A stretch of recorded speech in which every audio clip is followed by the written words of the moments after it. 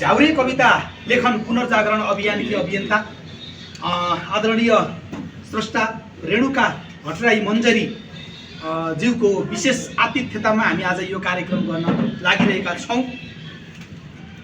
त्यसैले यहाँहरू सबैलाई हार्दिक सम्मान, हार्दिक स्वागत, हार्दिक नमन व्यक्त गर्दै कार्यक्रमलाई औपचारिकता दिने सन्दर्भमा हामी जुटिरहेका छौँ। कार्यक्रमको सभाध्यक्षको रूपमा आसन ग्रहण गरिदिनु हुनुको लागि भेषज साहित्य प्रतिष्ठान वालिङ स्याङ्जाका अध्यक्ष आदरणीय माफ गर्नु आज भेषज साहित्य प्रतिष्ठानका सहसचिव आदरणीय व्यक्तित्व कमल बगाले बुवालाई यो कार्यक्रमको सभाध्यक्षको रूपमा यता मञ्चमा आएर आसन ग्रहण गरिदिनु हुनुको लागि म हार्दिक अनुरोध गर्छु। र आजको कार्यक्रमलाई अगाडि बढाउने सन्दर्भमा म उहाँ अध्यक्षको तर्फबाट अनुमति माग्दै कार्यक्रम अगाडि बढाउने सन्दर्भमा जुटिरहेको छु। आजको कार्यक्रमको प्रमुख आमन्त्रित व्यक्तित्वको रूपमा स्थान ग्रहणको लागि म आदरणीय व्यक्तित्व झ्याउरे कविता लेखन पुनर्जागरण अभियानकी अभियन्ता रेणुका भट्टराई मञ्जरीज्यूलाई आजको यस कार्यक्रमको प्रमुख आमन्त्रित व्यक्तित्वको रूपमा आसन ग्रहणको लागि म हार्दिक अनुरोध गर्दछु। स्थान ग्रहणकै सन्दर्भमा म्याडमको नाम मिठु अर्याल। स्थान ग्रहणको सन्दर्भमा आजको यस कार्यक्रममा स्थान ग्रहणको लागि म प्रगतिशील लेखक सङ्घ गण्डकी स्याङ्जाका अध्यक्ष आदरणीय कवि व्यक्तित्व आख्यानकार अनन्त अर्यालज्यूलाई म स्थान ग्रहणको लागि हार्दिक अनुरोध गर्दछु। स्थान ग्रहणकै सन्दर्भमा आदरणीय वरिष्ठ साहित्यकार व्यक्तित्व श्री लेखनाथ काफ्ले ज्यूलाई म स्थान ग्रहणको लागि अनुरोध गर्दछु। आदरणीय व्यक्तित्व भेषज साहित्य प्रतिष्ठानका अध्यक्ष एम कान्त खनाल ज्यूलाई म स्थान ग्रहणको लागि हार्दिक अनुरोध गर्दछु। आदरणीय व्यक्तित्व कवि ढालबहादुर केसीज्यूलाई म स्थान ग्रहणको लागि हार्दिक अनुरोध गर्दछु। त्यसै गरी आदरणीय व्यक्तित्व सर्वचित पङ्गेनी मन कस्तो नाम आदरणीय व्यक्तित्व भविश्वर पङ्गेनीज्यूलाई म स्थान ग्रहणको लागि हार्दिक अनुरोध गर्दछु। सुनिरा नाम कस्तो स्थान ग्रहणको लागि म आदरणीय व्यक्तित्व डोलराज सुवेदीज्यूलाई म हार्दिक अनुरोध गर्दछु।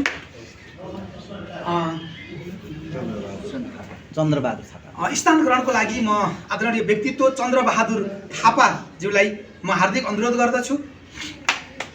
स्थान ग्रहणकै सन्दर्भमा म युवा कवि निबन्धकार शम्भु अर्यालज्यूलाई म हार्दिक अनुरोध गर्दछु। स्थान ग्रहणकै सन्दर्भमा म मिठु अर्यालज्यूलाई म स्थान ग्रहणको लागि हार्दिक अनुरोध गर्दछु। म्यामको नाम धना अर्याल। स्थान ग्रहणको लागि म धना अर्यालज्यूलाई हार्दिक अनुरोध गर्दछु। सम्बोधन अर्याल। स्थान ग्रहणको लागि म सम्बोधन अर्यालज्यूलाई अनुरोध गर्दछु। बाबुको नाम सुदृढ।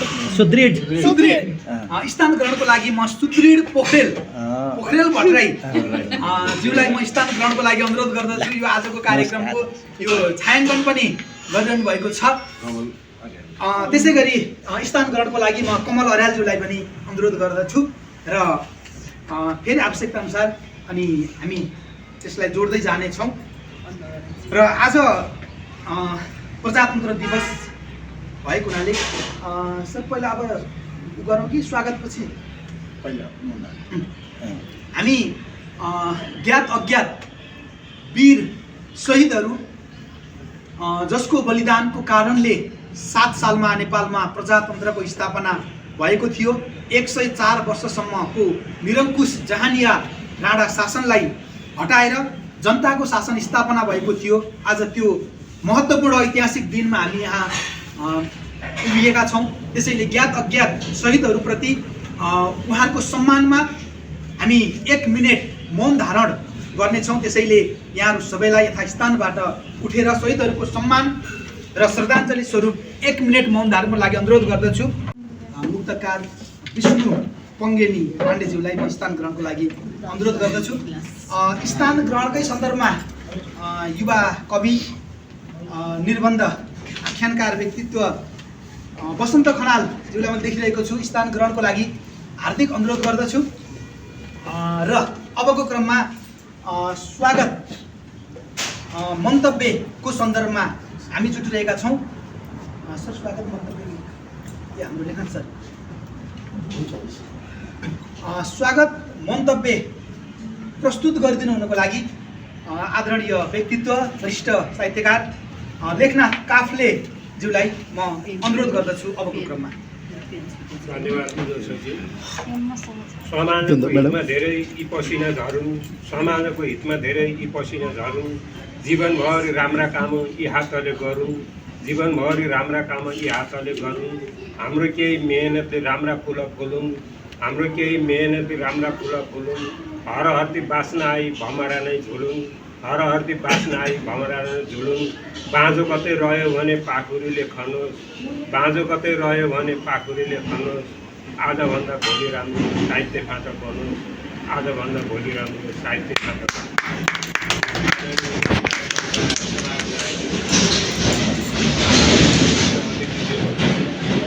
र यहाँ सबैलाई आत्तुरीहरू मलाई थाहा छ। म पनि 2-3 कार्यक्रममा अन्त निम्तो मान्नुपर्ने छोडेर यहाँ आएको हुँ। यहाँ सबैलाई अरूलाई पनि त्यस्तै छ। यहाँ सम्बोधनको क्रममा सबैको नाम उहाँ उद्योगजीले लिइसक्नु। म फेरि यसलाई दोहोऱ्याउन चाहन्न। सम्पूर्ण साहित्य प्रेमीहरूलाई चाहिने हृदयदेखि नै धन्यवाद दिन चाहन्छु। र आज शहीद दिवसको उपलक्ष्यमा पनि उहाँ प्रजातन्त्र दिवसको मा पनि अब हाम्रो चाहिने लक्ष्य उद्देश्य निर्वाचन आउँदैछ। यसमा चाहिँ हामीले सही सत्य असल मान्छेलाई चाहिँ निर्वाचन गर्ने हाम्रो प्रेरणा मिलोस् भन्ने पनि शुभकामना दिन चाहन्छु। र आज यहाँ झ्याउरे सम्बन्धमा यसलाई लोकछन्द पनि भनौँ को सम्बन्धमा उहाँ चाहिँ हाम्रो म्याडम आउनुभएको रहेछ। र यसलाई भन्दाखेरि अहिले भर्खरै कुरा पनि भएको थियो, झ्याउरे भन्दा अलिकति नराम्रो, अलिक नेगेटिभ जस्तो मानिँदो रहेछ। तर यसलाई लोकछन्द अथवा चाहिँ यो हाम्रो चाहिँ वास्तविक चाहिँ हाम्रो हृदयबाटै फुटेको चाहिँ यो छन्द हो। जस्तै चाहिँ उदाहरणको लागि यसलाई चाहिँ हामीले चाहिँ नि त्यही किसिमले चाहिँ साहित्य गर्न सकियो भने यो राम्रो पनि। जस्तै उदाहरणको लागि हातका मैला सुनका थैला के गर्नु भन्नाले सागर सिस्नु खाएको त्यस आनन्दी मनले यहाँ कति कुरा लुकेको छ। के हो जगतमा पसिना सबै पञ्चतत्त्वले बनेका जात एउटै हुँदैन र, सबै पञ्चतत्त्वले बनेका जात एउटै हुँदैन र, चामल पानीमै पकाएर खाने हो, चामल पानीमै पकाएर खाने हो, भात एउटै हुँदैन र, भात एउटै हुँदैन र, पृथ्वीका सबै मान्छे एउटै पुर्खाका सन्त मान्छे रहेछौँ, पृथ्वीका सबै मान्छे एउटै पुर्खाका सन्तान रहेछौँ। आफूलाई जस्तै चोट अर्कालाई लाग्दा घात एउटै हुँदैन र, आफूलाई जस्तै चोट अर्कालाई लाग्दा घाट एउटै हुँदैन र, मान्छे छरिँदै जाँदा अनेकौँ भाषाको उत्पत्ति भएको रहेछ, मान्छे छरिँदै जाँदा अनेकौँ भाषाको उत्पत्ति भएको रहेछ। जुन भाषामा बोले पनि मनको बात एउटै हुँदैन र, जुन भाषामा बोले पनि मनको बात एउटै हुँदैन र, सबै समुदायले आफ्नो संस्कार बनाए पनि यहाँ घाम अस्ताएपछिको रात एउटै हुँदैन र, यहाँ घाम अस्ताएपछिको रात एउटै हुँदैन र, बेला बेलामा अनेकौँ जात र धर्म रचे पनि, बेला बेलामा अनेकौँ जात र धर्म रचे पनि पृथ्वीमा सङ्कट आउँदा मान्छेको साथ एउटै हुँदैन र, पृथ्वीमा सङ्कट आउँदा मान्छेको साथ एउटै हुँदैन र।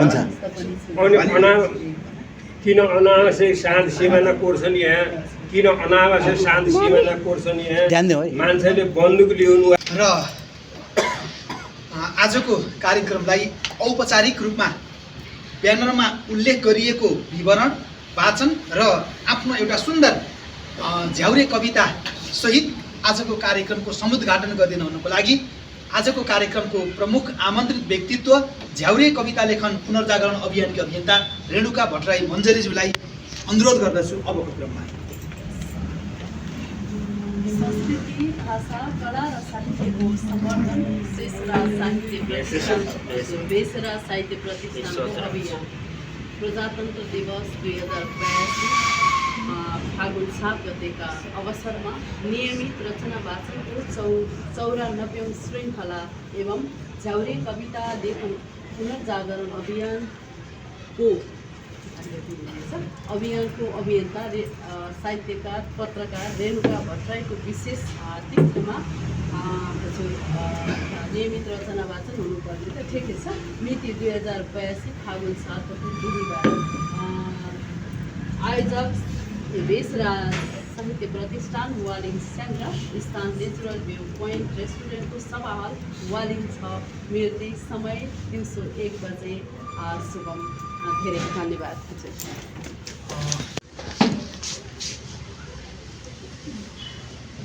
त्यसमा लिँदैन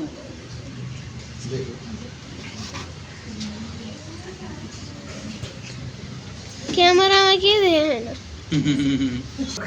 आमन्त्रित व्यक्तित्वले आज झ्याउरे लयमै केन्द्रित हौँ भन्नुभएको छ। यो उहाँको झ्याउरे लय, झ्याउरे छन्द, झ्याउरे कविताप्रतिको उहाँको त्यो समर्पण भाव हामी त्यो सम्मान गर्छौँ। अनि हामीसँग झ्याउरे कविता हामीसँग छ भने हामी कविता वाचन गर्नेछौँ। हामीसँग झ्याउरे कविता छैन भने पनि हामीसँग यहाँ झ्याउरे कविताहरू हामीसँग रहेको छ र हामीले के अरे आफ्नो रचना पनि हामी चाहिँ वाचन गरौँ होइन। हामी आफ्नो रचना पनि वाचन गरौँ, यति कुरा मैले व्यक्त गर्न चाहेँ। र अब म आफ्नो चाहिँ सिर्जना वाचन सम्बोधन कृपया नगरिदिनु होला, हामी समयको व्यस्तता पाबन्दी पनि छ, त्यसैले सिधै आफ्नो रचनामा प्रवेश गरिदिनु होला भन्ने अनुरोध गर। नेपाल बाजे नेपाली हाम्रो गौरव बाँच्ने छ। नेपाली भाषा, संस्कृति, कला, साहित्य साँच्ने छ। यसैले आऊ नेपाललाई बलियो बनाऊ। नेपाली हाम्रो श्रम र सिपा स्वदेशमै लगाऊ। नेपाली हाम्रो श्रम र सिपा स्वदेशमै लगाऊ। नेपाल भूको रहन्छ सितो एउटैले नखाई। नेपाल नङ्गो रहन्छ टालो एउटैले नलाई। यसैले आऊ खाना र नाना सबैलाई पुर्याऊ। नेपाली हाम्रो श्रम र सिपा स्वदेशमै लगाऊ। नेपाली हाम्रो श्रम र सिपा स्वदेशमै लगाऊ। पहाड भन्छ पसिना पाए म स्वर्ग भुलाउँथे। तराई भन्छ सिँचाइ पाए म सुन झुलाउँथे। के छ र गाह्रो होस्टेमा आइसे सबैले मिलाई। सबैले चोखो श्रम र सिपा स्वदेशमै लगाए। सबैले चोखो श्रम र सिपा स्वदेशमै लगाए। यो कस्तो देश सृष्टिकै बेला विज्ञान पाएको देवता ऋषि मनुष्य मिली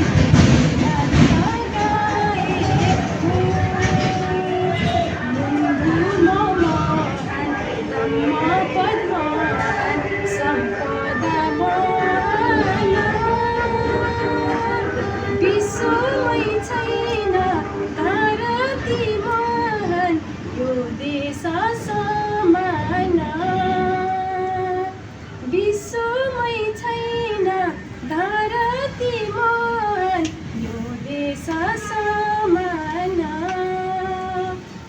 पूर्वले दियो विश्वकै लागि रहस्य विशाल अपूर्व शिरो मुकुट हाम्रो सर्वोच्च हिमाल ऋषिले सुने रहस्य ब्युझेर सखार हे धन्य पुर्खा प्रकाश पुञ्ज वन्दन हजार हे धन्य पुर्खा प्रकाश पुञ्ज वन्दन हजार नेपालमा यो दिव्य आवाज जगाऊ कसरी आलस्य निन्द्रा हीनता सारा भगाऊ कसरी आशिष देऊ एकै र फेरि पसिना बगाऊ कविताको शीर्षक छ भोक। राष्ट्रको नाममा गाउँ खरानी हुँदा राष्ट्रको नाममा गाउँ खरानी हुँदा टिका डल्काउने प्रथाका धनी सधैँ सिंहासनको न्यानो खोजिरहेका हुन्छन्। राष्ट्रको नाममा गाउँ खरानी हुँदा टिका टल्काउने प्रथाका धनी सधैँ सिंहासनको न्यानोपन खोजिरहेका हुन्छन्। कोही भन्छ मैले त्यसलाई घाम देखाएको हुँ, मैले नै छहारी दिएको हुँ। घाम सधैँ राजधानीतिर फर्किएको हुन्छ, घाम सधैँ राजधानीतिर फर्किएको हुन्छ र पश्चिमका डाँडामा झरिरहन्छन् भित्र। जुन फाइलमा हस्ताक्षर गर्न ढिलो गर्छन् उनीहरू फाँसीमा धुलमुल गर्छ, त्यसको अनुहारमा कुनै चमक छैन। रेशमी फिल्म टल्किरहेको छ, रेशमी फिल्म टल्किरहेको छ। भोक आजभोलि पेटमा होइन, भोक आजभोलि पेटमा होइन।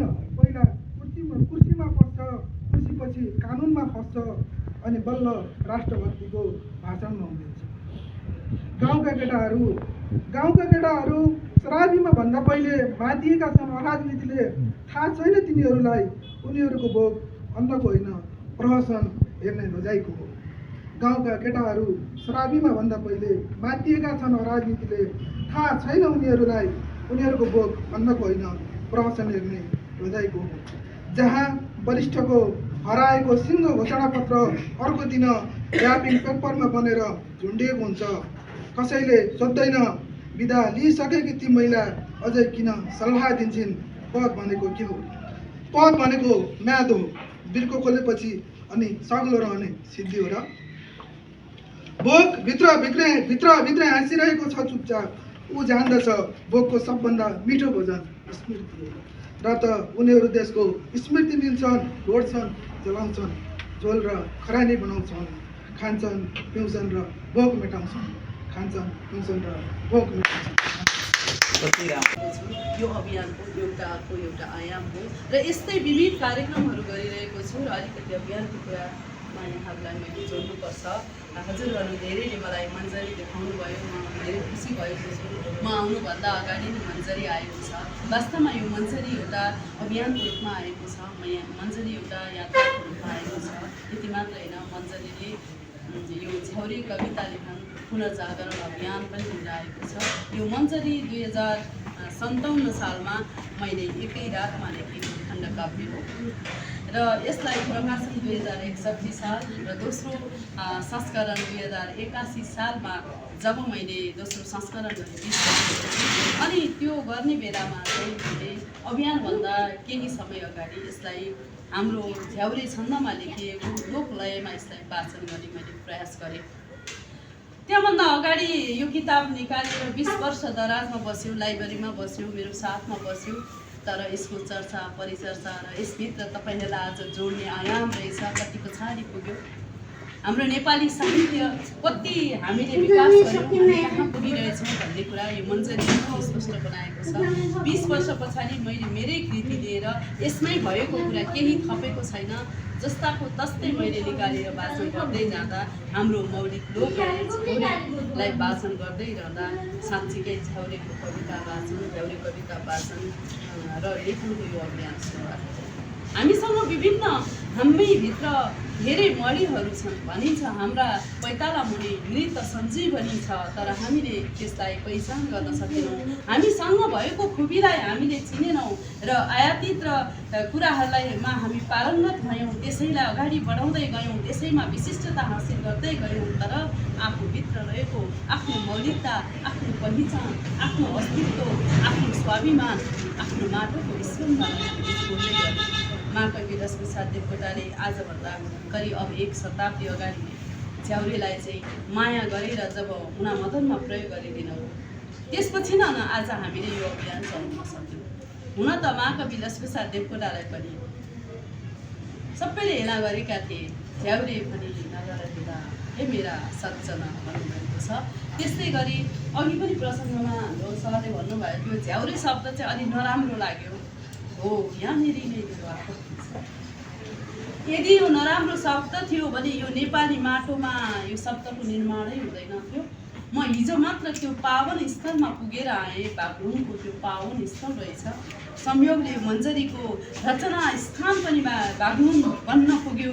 यो चाहिँ सायद अब यो प्रारब्ध भनिन्छ क्यारे, यो पहिल्यैदेखि नै लेखिएको थियो होला मलाई लाग्छ। त्यहाँ पुगेर तित्याङको उकालोमा चाहिँ त्यो माथि भन्ज्याङमा पुगेर चाहिँ मैले यसको रचना गर्व रचनाको एउटा ठाउँमा मैले चाहिँ यसलाई रचना गरेँ। एउटा रचना गर्व भनिन्छ त्यसलाई को रूपमा मैले जसरी गरेको कुरा सम्भवतः फेरि नेपाली साहित्यमा जब मैले अभियानको सञ्चालन गरेँ 2081 साल असारको 29 गते भानुभक्त आचार्यलाई साक्षी राखेर महाकवि लक्ष्मीप्रसाद देवकोटाले गर्नुभएको झ्याउरे छन्दमा लेखिएका कृतिहरू र झ्याउरे छन्दलाई चाहिँ अगाडि बढाउनुपर्छ भनेर सुरुमा चाहिँ मैले झ्याउरे छन्द कविता लेखन अभियान भनेर सुरुवात गरेँ र त्यसको लगत्तै यसलाई पुनर्जागरण भन्नुहोस् भनेपछि मैले त्यसलाई शिरोधार्य गरेर अनि झ्याउरे छन्द कविता लेखन पुनर्जागरण अभियान भने यसरी अभियानलाई मैले लिएर हिँड्दै गर्दा मञ्चले धेरै नै मन पराउनु भयो र यसको वाचन पनि गर्नुभयो, यसको दायित्व पनि बढ्दै गयो भने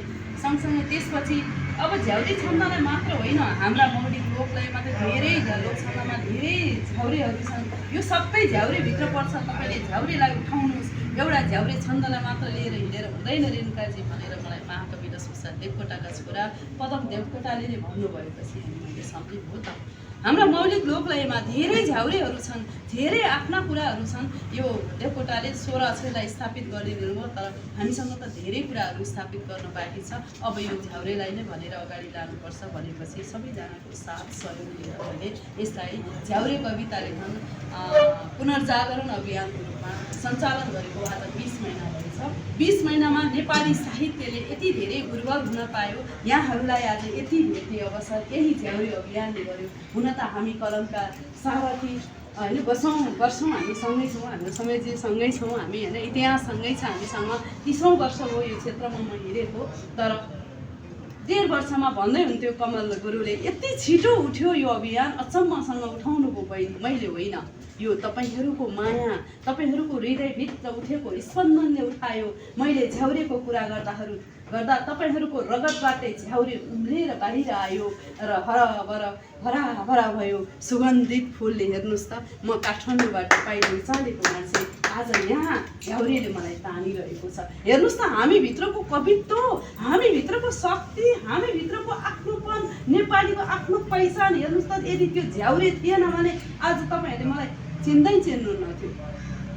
त्यसैले यो झ्याउरे शब्द चाहिँ म सबैभन्दा प्रिय बनाउन चाहन्छु। नेपाली शब्दकोशमा 2 किसिमले वर्णन गरिएको छ।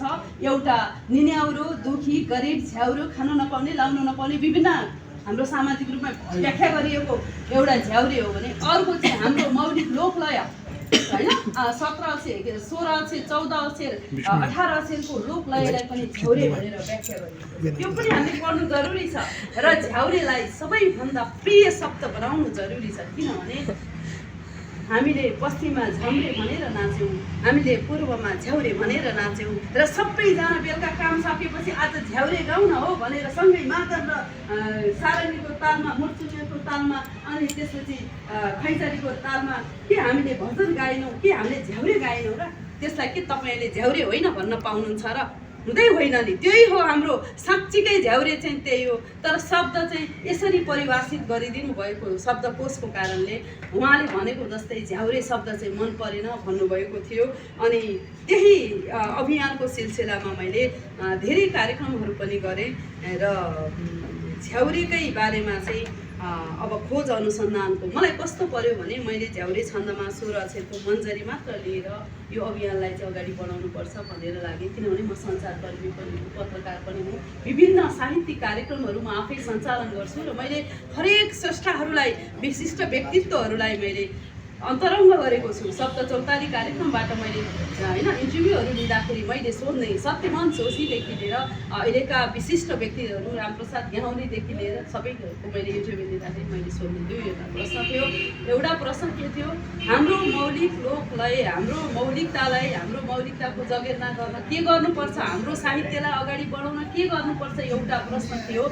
अनि त्यसको उत्तर आउँथ्यो। अनि अर्को मेरो प्रश्न थियो, हाम्रो नेपाली साहित्यलाई विश्व बजारमा पुर्याएर नोबेल पुरस्कार प्राप्त गर्ने बनाउन हामीले कहिले सक्छौँ कि हामी नोबेल पुरस्कार प्राप्त गर्ने लायक स्रष्टा नै जन्मेका छौँ या हामीसँग त्यो पहुँच पुगेन, नोबेल पुरस्कार प्राप्त गर्ने सृजना कसरी उत्पादन गर्न सक्छौँ अथवा हाम्रो सृजनाले नोबेल पुरस्कार कहिले पाउँछ? यी 2टा प्रश्नको म हरेकलाई प्रश्न सोधेँ। मैले 500 भन्दा ठुला विशिष्ट व्यक्तित्वलाई प्रश्न सोध्दा मलाई चित्त बुझ्ने उत्तरै आएन। त्यसपछि मैले एउटा किताब किन्दाखेरि एकजनाको भनाइ पढेको थिएँ, मलाई लाग्छ त्यो गेटोको हुनुपर्छ। त्यहाँ के लेखिएको थियो भने तपाईँ संसारका धेरै किताबहरू पढ्नुहोस् तर तपाईँले भनेको जस्तो किताब पाउनु भएन भने, कुनै स्रष्टाले लेखेको तपाईँले पढ्न चाहेको जस्तो, तपाईँले खोजेको जस्तो किताब तपाईँले पाउनु भएन भने सम्झनुहोस् त्यही दिनबाट तपाईँ किताब लेख्न सुरु गर्नुहोस्। अनि मलाई त्यो कुराले अभिप्रेरित भए कि मैले भनेको जस्तो मैले सोधेको प्रश्नको उत्तरै आएन। मलाई चित्तबुझ्दो उत्तरै नआएपछि म आफै गम्भीर भएँ कि वास्तवमा हाम्रो मौलिक लोकलय, हाम्रो आफ्नोपन, हाम्रो नेपालीपनको साहित्यलाई उठाउन त झ्याउरेलाई नै उठाउनुपर्छ। अब यो कामको सुरुवात म आफै गर्छु चेतनाले मैले यसलाई यो अभियानकै रूपमा अगाडि बढाएँ र झ्याउरेलाई अगाडि बढाइसकेपछि अनि यसको अध्ययन अनुसन्धानका क्रमहरू भएको छ र नेपाली प्रतिनिधि झ्याउरे कविता भनेर यो एउटा नेपाली साहित्यमा अहिलेसम्म नभएको देवकोटाको पालामा पनि समग्र झ्याउरेहरूको उत्खनन केही पनि भएन। उहाँले झ्याउरेको अभियान गर्नुभयो, कृतिहरू निकाल्नुभयो, मुनामदन निकाल्नुभयो, पृथ्वीराज चौहान महाकाव्य पहिलो उहाँले निकाल्नुभयो होइन। अरू क्षेत्रपताभरि के अरे हाम्रो धर्मराज थापाहरू लगायत अरू विशिष्ट व्यक्तित्व आउनुभयो, देवकोटाकै लयबाट आउनुभयो, उहाँले नि गर्नुभयो। तर यसलाई अभियानको रूपमा त कसैले पनि जागरण गर्नुभएको थिएन भनेपछि अनि त्यसपछि यो बहस छलफल विमर्श त भएकै रहेछ। अनि एकाडेमीबाट झ्याउरे कविता लेखन विमर्श कार्यक्रमको चाहिँ मैले एकाडेमी र मेरो संस्थाबाट गरेँ। त्यो नेपाली साहित्यमा के अरे हाम्रो प्रज्ञा प्रतिष्ठानको इतिहासमा पहिलो कार्यक्रम हो जहाँ कि झ्याउरे छन्दको विमर्श कार्यक्रम एकाडेमीबाट मैले गरेँ। त्यसको उपलब्धि भनेको त्यसपछिको त्यो कार्यक्रमपछिको उपलब्धि मैले त्यहाँनिर के भनेको थिएँ, जसरी झ्याउरेलाई माया गरेको बेलामा झ्याउरेको बारेमा मैले त्यो कार्यक्रम राखेर म लाइब्रेरी बसेँ। मैले 4 लाइनदेखि 6 लाइन त झ्याउरेको बारेमा त लेखेकै कुरा थाहा पाइनँ मैले, सामग्री नै छैन त। हामी चाहिँ मुनामदन भन्छौँ, मन पराउँछौँ, मुनामदन भन्छौँ, आज पनि त्यही पपुलर छ भन्छौँ, तर वास्तवमा झ्याउरेलाई हामीले मन चाहिँ परायौँ, कर्ममा मन पराएनछौँ भन्ने कुराको पुष्टिकरण भइसकेपछि मलाई साह्रै चित्त दुख्यो र मैले अनि त्यसपछि अनुसन्धान गर्दा केही नभेटिएपछि कम्तीमा अब मैले यसमा अनुसन्धान गर्नुपर्छ भन्ने चेतना आयो र त्यो कार्यक्रममा चाहिँ अनि मैले भने विभिन्न विशिष्ट व्यक्तित्वहरूलाई इतिहासकार जस्तो हाम्रो डाक्टर प्राध्यापक डाक्टर राजाराम सुवेदी इतिहासविदलाई भने भन्नुहोस् तपाईँको इतिहासमा कहाँदेखिबाट झ्याउरे छ ल ल्याउनुहोस् भने त्यसपछि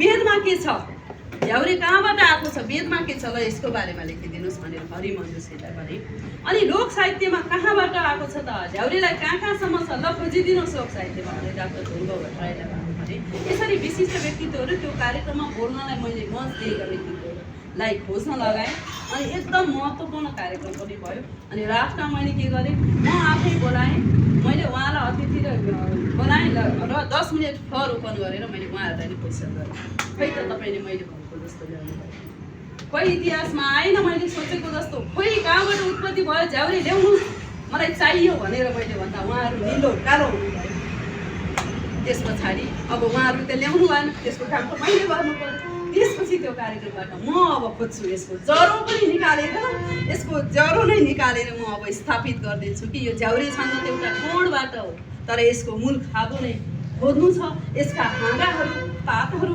छुट्याइदिनुपर्छ नेपाली बाङ्मैमा यो गर्नै बाँकी रहेछ हामी अरूका काममा त हामी पारङ्गत भयौँ हाम्रै कुरा चाहिँ हामीले छोडेर हिँडेर हामी चाहिँ कति माथि पुग्यौँ त भन्दा भ्यागुत्ता कुवाको भ्यागुत्ता कुवामै रहेछौँ त्यस कारण त विश्व पुग्नु सक्यौँ नि हामीले आफ्नो मन लिएर गएको भएदेखि पक्कै पनि त विश्वले पनि देख्दैछौँ नि त त्यस कारण अनि मलाई त्यो कार्यक्रमले मलाई म्यान्डेट पनि दियो र उहाँहरूलाई फेरि भने तपाईँले बोलेर हुँदैन लेखिदिनुहोस् म किताब निकाल्छु भने र उहाँहरूले सबै लेखिदिनु भयो यति महत्त्वपूर्ण कृति आयो नेपाली साहित्यमा यो कृति पहिलो आयो जबकि झ्याउरेको बारेमा कसैले खोज अनुसन्धान गरेर अवस्थामा र अहिले भर्खरै वासुदेव त्रिपाठी गुरुकामा गए हजुरहरू सबैले चिन्नुहुन्छ गुरुका गुरु महागुरु उहाँले भन्नुभयो नेपाली साहित्यमा नभएको काम गर्नुभयो बहिनी साह्रै खुसी लाग्यो यति खुसी भएँ म यसलाई अझै निरन्तरता दिनुहोस् मैले नि आधा आधी गरेको छु तर झ्याउरेकै बारेमा फोकस भएर गर्ने मान्छे कोही हुनुहुन्थ्यो तपाईँ आउनुभयो तपाईँलाई हामी सहयोग गर्छौँ भन्नुभयो अब उहाँहरू जतिको गुरु पनि खुसी हुनुभएपछि चाहिँ मलाई लाग्यो केही चाहिँ हो कि अलिअलि गर्न लागेको मैले गरेको चाहिँ ठिकै रहेछ कि भन्खाले किनभने यसमा आलोचना हरेक कुराहरू त पचाउँदै आउने हो पचाएको हरेक कुराहरू गरे र यस्तै अनि अझ म समग्रमा के आइरहेको छु भने र यो झ्याउरे शब्दलाई चाहिँ म यति धेरै माया गर्ने बनाएँ र गुरु पनि हुनुहुन्छ मैले सुरुमा तपाईँ झ्याउरे भनेर कसरी चिन्नुहुन्छ प्रश्न शब्द पनि राखिदिन्थेँ मैले विचारको विषय पनि राखिदिन्थेँ र सिर्जना वाचन पहिला त झ्याउरे हो अब झ्याउ लाग्यो या ऊ होइन मन नपर्ने यो शब्द नराख्नु भन्नुभयो अनि पछि मैले झ्याउरेको व्याख्या गर्दै गएँ हाम्रा मौलिक लोकलय हुन् हाम्रो जन्मदेखि मृत्युसम्मका कर्मादिमा जे हाम्रो जीवनमा चल्छन् लोकलयमा छन् ती सबै झ्याउरे हुन् भनेपछि अनि चाहिँ झ्याउरेलाई आफूले दृष्टिकोण भन्न थाल्नुभयो झ्याउरे भनेको हाम्रो मुटुको स्पन्दन रहेछ माटोको मुटुको ढुकढुकी रहेछ हाम्रो माटोको पहिचान रहेछ भनेर चाहिँ बुझ्न थाल्नुभयो र म पनि भन्छु झ्याउरे हो भने नेपाली हो नेपाली हो भने झ्याउरे हो अब रेणुकाले गराउने झ्याउरे शब्द त एकदमै मनपर्ने शब्दको रूपमा म गराउँछु कसैले भेला गरोस् म त्यसलाई प्रिय शब्द बनाउँछु भनेर मलाई ठ्याक्कै बाग्लुङ पुगे र बाग्लुङले फेरि अर्को ऐतिहासिकता जोड्यो मनबहादुर मुखियाले चाहिँ झ्याउरे शब्दको उत्पत्ति बाग्लुङबाट गरेर हामीले लेखिरहेका मौलिक लोकलयलाई झ्याउरे हो भनेर लेख्ने व्यक्तित्व पनि बाग्लुङकै हुनुभएपछि त भन्नुहोस् त यो अभियान यो झ्याउरेको लागि बाग्लुङ कति उर्वर ठाउँ रहेछ र त्यो उर्वर ठाउँले चाहिँ मलाई पनि हिजो ससम्मान चाहिँ आँसु कविको उपाधि समेत दिएर फेरि अर्को भारी उकाएको छ मैले कति राख्न सक्छु मलाई थाहा छैन तर म त्यसको खननमा हिँड्दै गर्दा त्यही बाग्लुङमा पुगेर मन्जरी खण्डकाव्य लेखेँ त्यही बाग्लुङमा आज झ्याउरे शब्दको चाहिँ नामाकरण गर्ने व्यक्तित्व त्यही हुनुहुन्छ र आज त्यही बाग्लुङले रेणुकालाई चाहिँ एउटा फेरि अर्को उपाधि दिन्छ भनेपछि पक्कै नेपाली साहित्यमा मलाई केही गराउन थाहेको होला जस्तो पनि मलाई लाग्छ र मन्जरीको विषयमा अलिकति यहाँहरूलाई थोरै मैले भन्नुपर्छ। अघि हाम्रो म्यामले भन्नुभयो हजुरको हातमा गोजीमा माया गरेर देखाउनु भएको थियो मन्जरीलाई होइन। यो चाहिँ कस्तो हो भने हामीले साहित्य जहिले पनि देख्दा हाम्रा समाजका हाम्रा कुराको समस्या लेख्यौँ है, समस्या देख्यौँ।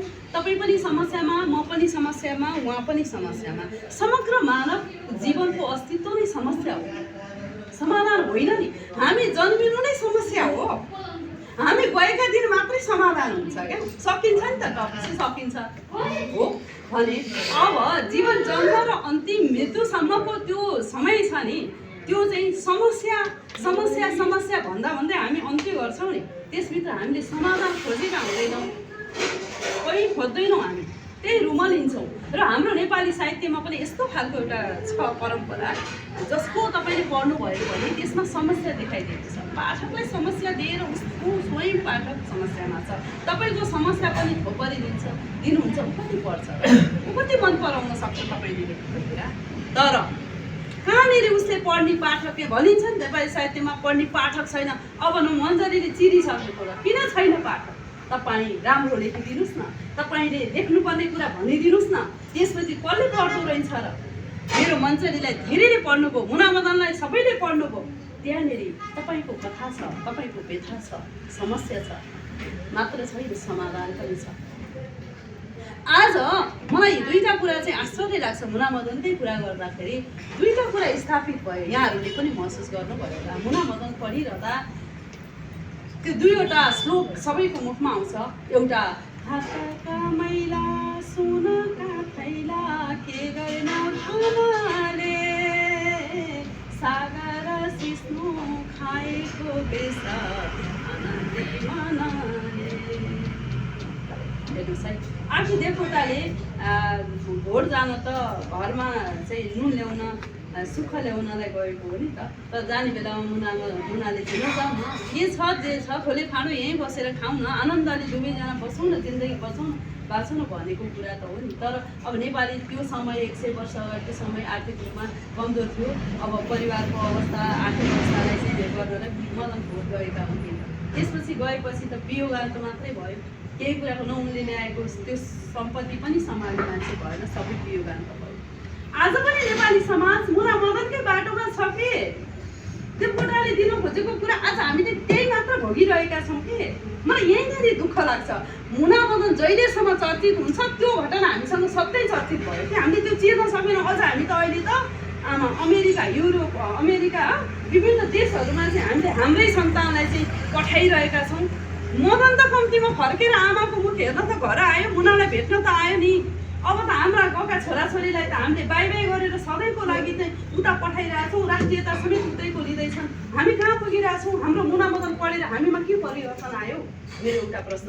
र अर्को कुरा चाहिँ मुनामदन पढेर एउटा कुराको चाहिँ राम्रो भयो,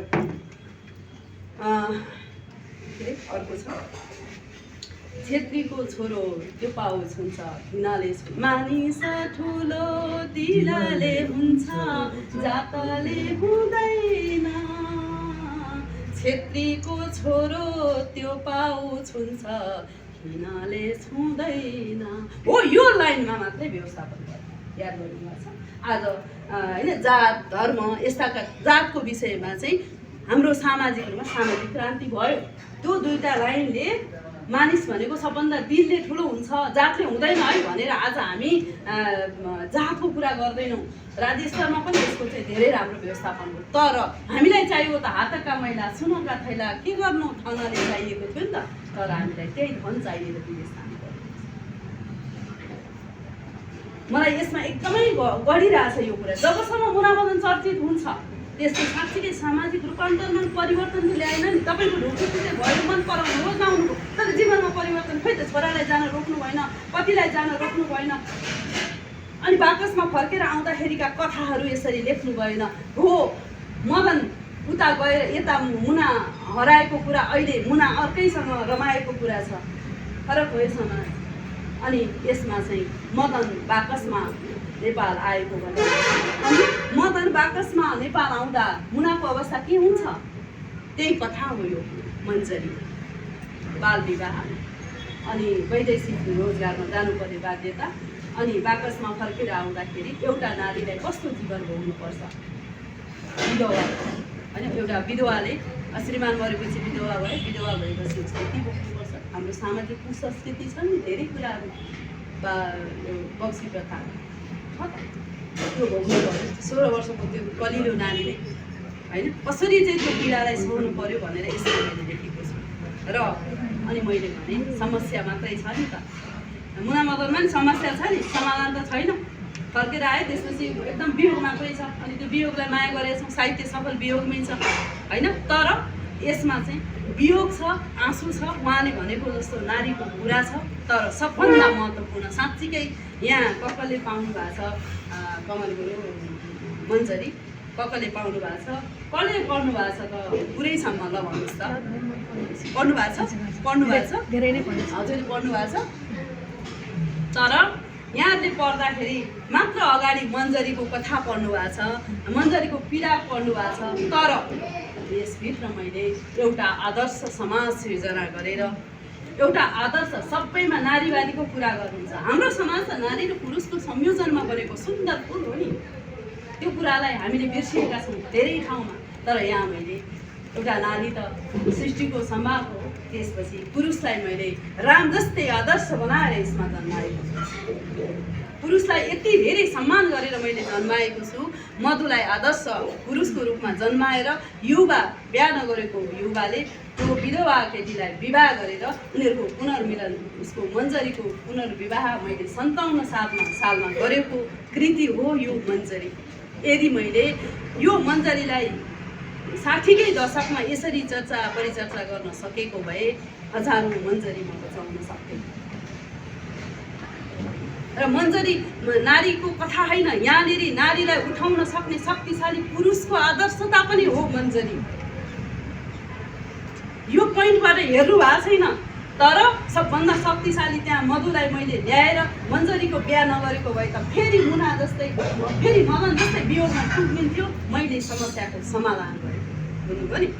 एउटा विधवा मर्ने अवस्थामा समाजले पुर्याउँदा आदर्श पुरुष जन्माएर मैले मन्जरीलाई पुनर्जीवन दिएर विवाह गरेर सुखान्त छ यो समाधान। पढ्ने केटाले बिहा गरे। हजुर, पढ्ने केटाले बिहा गरे। यही हो मन्जरी, यसको सुन्दर पक्ष। यसका पीडाहरू छन् सुरुमा, पछि चाहिँ तपाईँको एकदमै सुखान्त कुरा छ। आज मैले धेरै ठाउँमा दुखान्तको कुरा भनिरहँदा ल म यहाँहरूलाई चाहिँ लास्टमा अब यहाँ सुखान्तको म यसको मन्जरीका पाठहरूमा वाचन गर्छु। त्यसपछि अहिले मैले भनेको कथा धेरै छैन, 40 पेजको छ, धेरै ठुलो पनि छैन, सानो कथा छ। यो कथावस्तु म तित्याङको कालोमा जाँदा त्यहाँ मेरो दिदी अफिसमा काम गर्नुहुन्थ्यो। मेरो दिदी पनि जानुकाबाट साहित्यकार हो। उहाँको अफिसमा काम गर्ने अफिसको एकजना युवा कर्मचारीले इन्जिनियर, उहाँले उहाँको लाइफको घटना भन्नुभएको है, म आज सासुनी गर्छु। उहाँले के भन्नुभयो भने यसरी भेटघाट भयो, तपाईँहरू जस्तै भेटघाट भयो, 57 सालको कुरा, म 18 वर्षको थिएँ। अनि उहाँले के भन्नुभयो भने मैले एकजना विधवा केटीले मलाई बिहा गर्नु भनिरहन्छन्, 22 वर्षको केटा हो है। अनि भन्छन् तर मैले समाजको डरले उनलाई मैले उनलाई बिहा गर्न सकिनँ।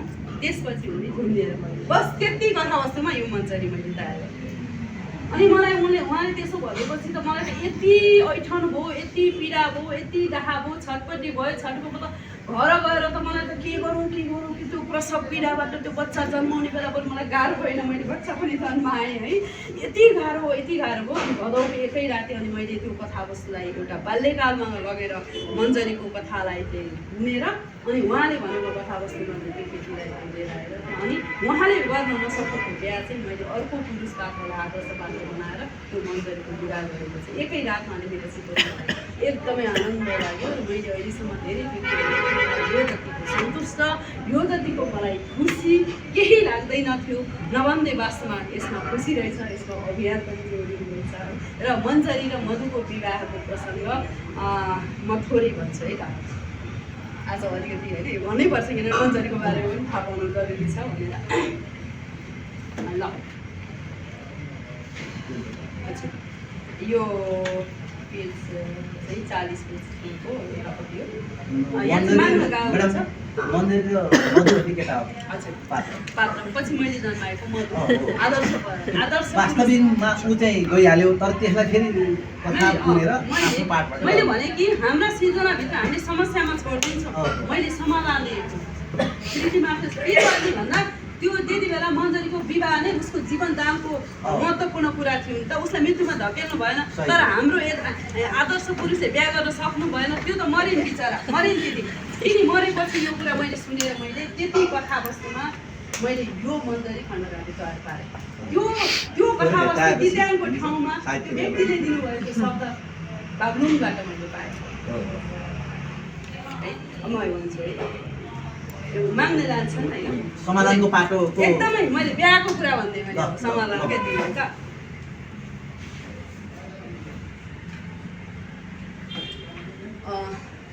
सुन्नुहोस् है माग्न जान्छन् है मधु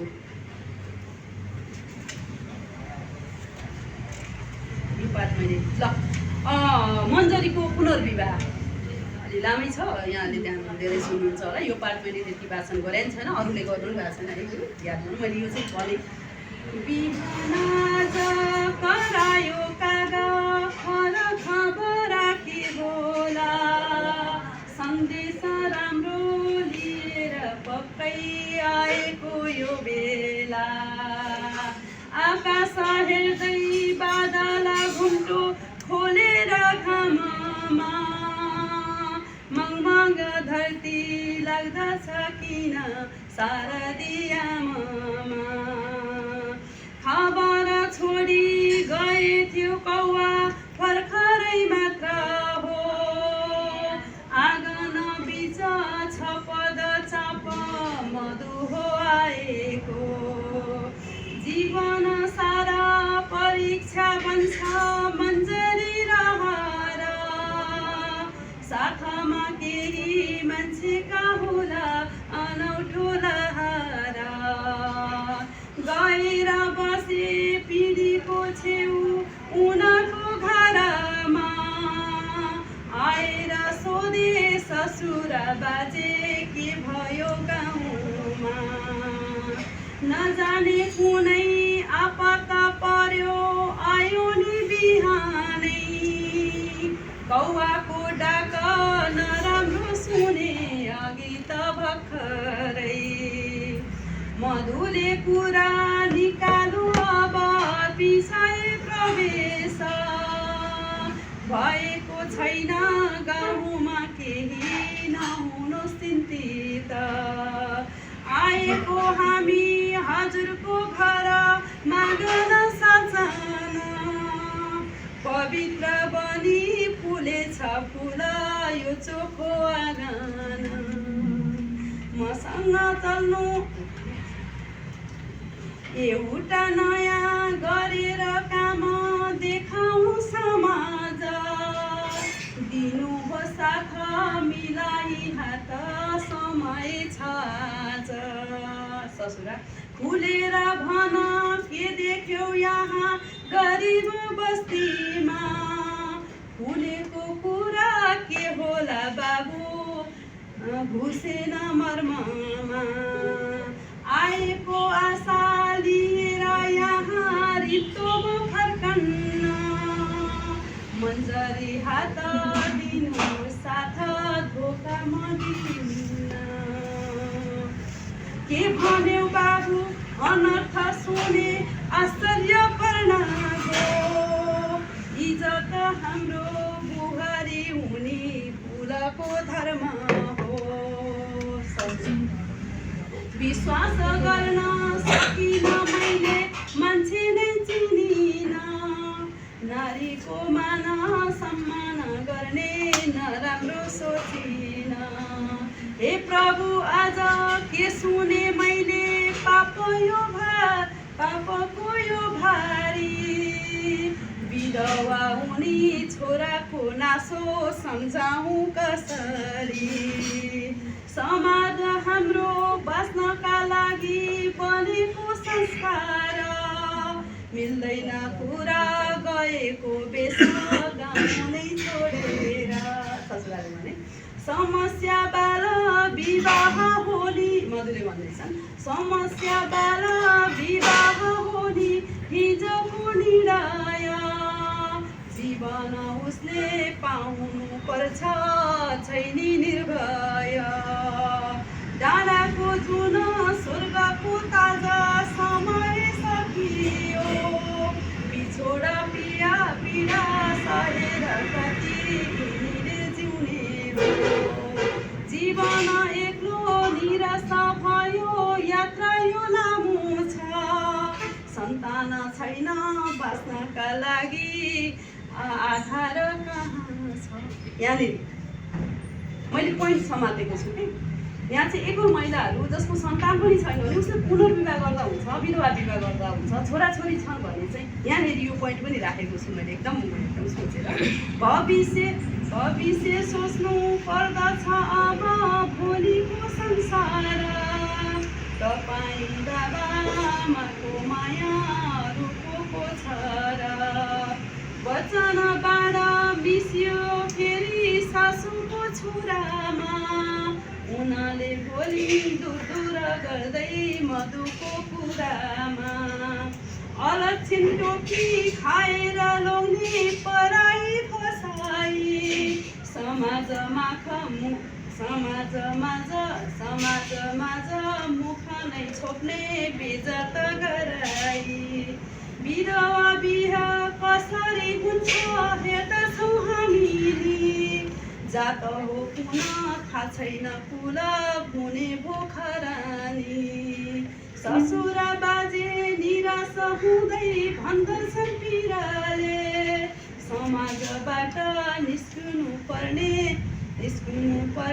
काटियो नगरे हुँदिन मैले लाई छुहेर बनाई बुहारी विधवा बिहे हुँदै पो हुन्न समाज बिगारी नभन्नुहोस् बुबा हुँदैन भनी सफल पार्नेछु कुरीति सबै जलाइदी खरानी पार्नेछु यो घर बेथा परको मकान सार्नेछु मन्जरी हात दिनुहोस् बुबा दिलमा राख्नेछु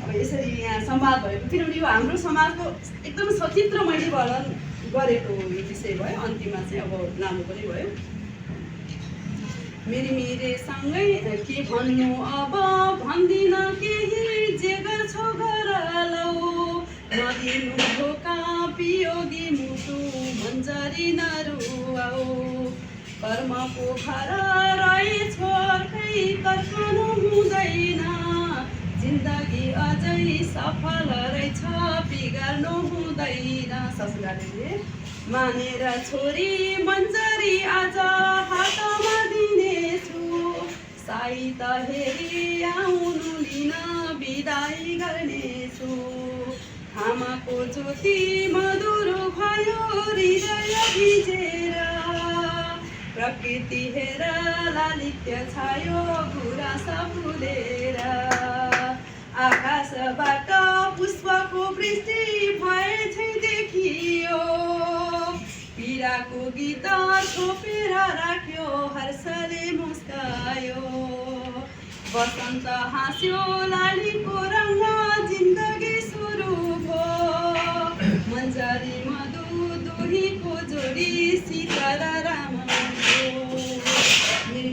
सँगै लालीमा आई सिउँदो टङ्गियो साथीको रङ इन्द्रेणीसँग क्षितिज जोडियो बिहोर भई मन्जरी हेर्छे मधुको मुहार दुःखको दिन अन्त भो आज सुखको जुवार आकाश हाँस्यो चरीले नाच्यो धरती नै रमायो हिजोको बक्सी आरोप आज फैकता हरायो सम्झेर आफ्नो गर है माफ अन्जना हे छोरी हनुमाई दिए ससुरा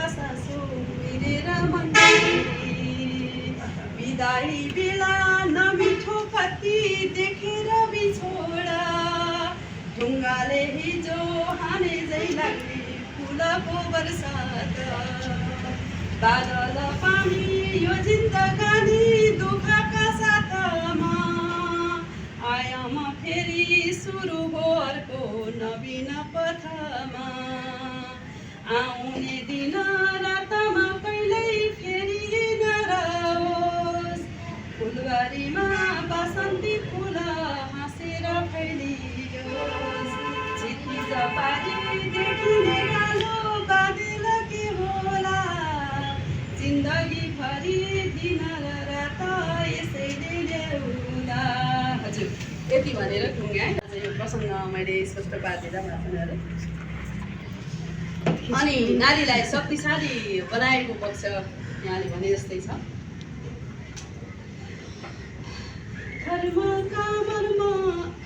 धर्मको कर्म नियम मर्म भन्दै नारी ताले प्रथा र आस्था यसैको भर दिल ढल्छ फिताले सुन्दर देह घमण्डी मान्छे ईश्वर दर्शन सेवा नै धर्म पुराण मर्म हुँदैन जेहारा दिए घमण्ड जेहारा पिए घमण्ड दिए सत्यता मर्दछ पुरानो पात झरेर नयाँ पालुवा सर्दछ फटेर सानो अचानो चित्त बन्दछ जसको हुँदैन भलो युद्धका साथ नवीन यसलाई पनि यही छोडिदिएँ लामो जस्तो लाग्यो। जन्मिने सारा मन्जरीहरू चेतना कुञ्जमा हुर्काइदिनु आजको माग फुकाइ बन्धना धर्मका राम्रा सन्देश हाम्रा बन्दछन् आदर्श गरेर नारी शोषण गर्ने वंशको विध्वंस करुणा दया मागेको होइन अस्तित्व हराउन अन्याय पथ गिराउ रथ नपरिसरण जति छन् यस्ता कानुनभित्र विविध चम्किने बेला हो नारी चट्याङ ज्वाला बनेर तन्किने बेला हो नारी चट्याङ ज्वाला बनेर तन्किने जुन ठाउँ भन्छ नारीको मान त्यही हुन्छ पवित्र जुन ठाउँ भन्छ नारीको मान त्यही हुन्छ पवित्र विद्वान नारी भएमा अर्को पुस्ताले सोधिन्छ विद्वान नारी भएमा अर्को पुस्ताले सोधिन्छ। अब बाँकी यहाँहरूले मन्जरी पढ्नु होला। धेरै भने मैले मन्जरीको बारेमा मेरो हजुरको बारेमा पक्कै यहाँ साथीले भन्न खोज्नु भएको छ। म मेरो हजुरको बारेमा मैले त्यति भनिनँ। अब अन्त्यमा चाहिँ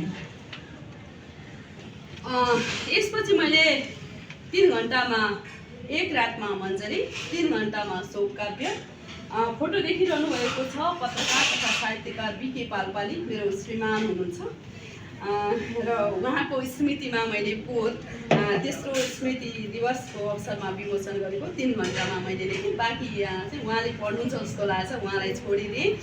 र बाँकी जमुना, यो जमुना महाकाव्य चाहिँ मैले मङ्सिर 17 गते यो हाम्रो अभियानको यो किताब र यो एकै दिन विमोचन गरेँ। र यो चाहिँ करिब 1 हप्तामा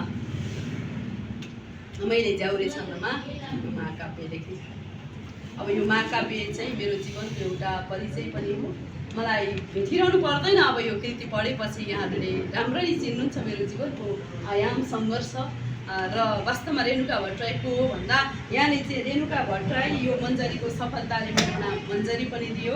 र फेरि अब जमुना मेरो वास्तविकमा जन्मिएको नाम हो।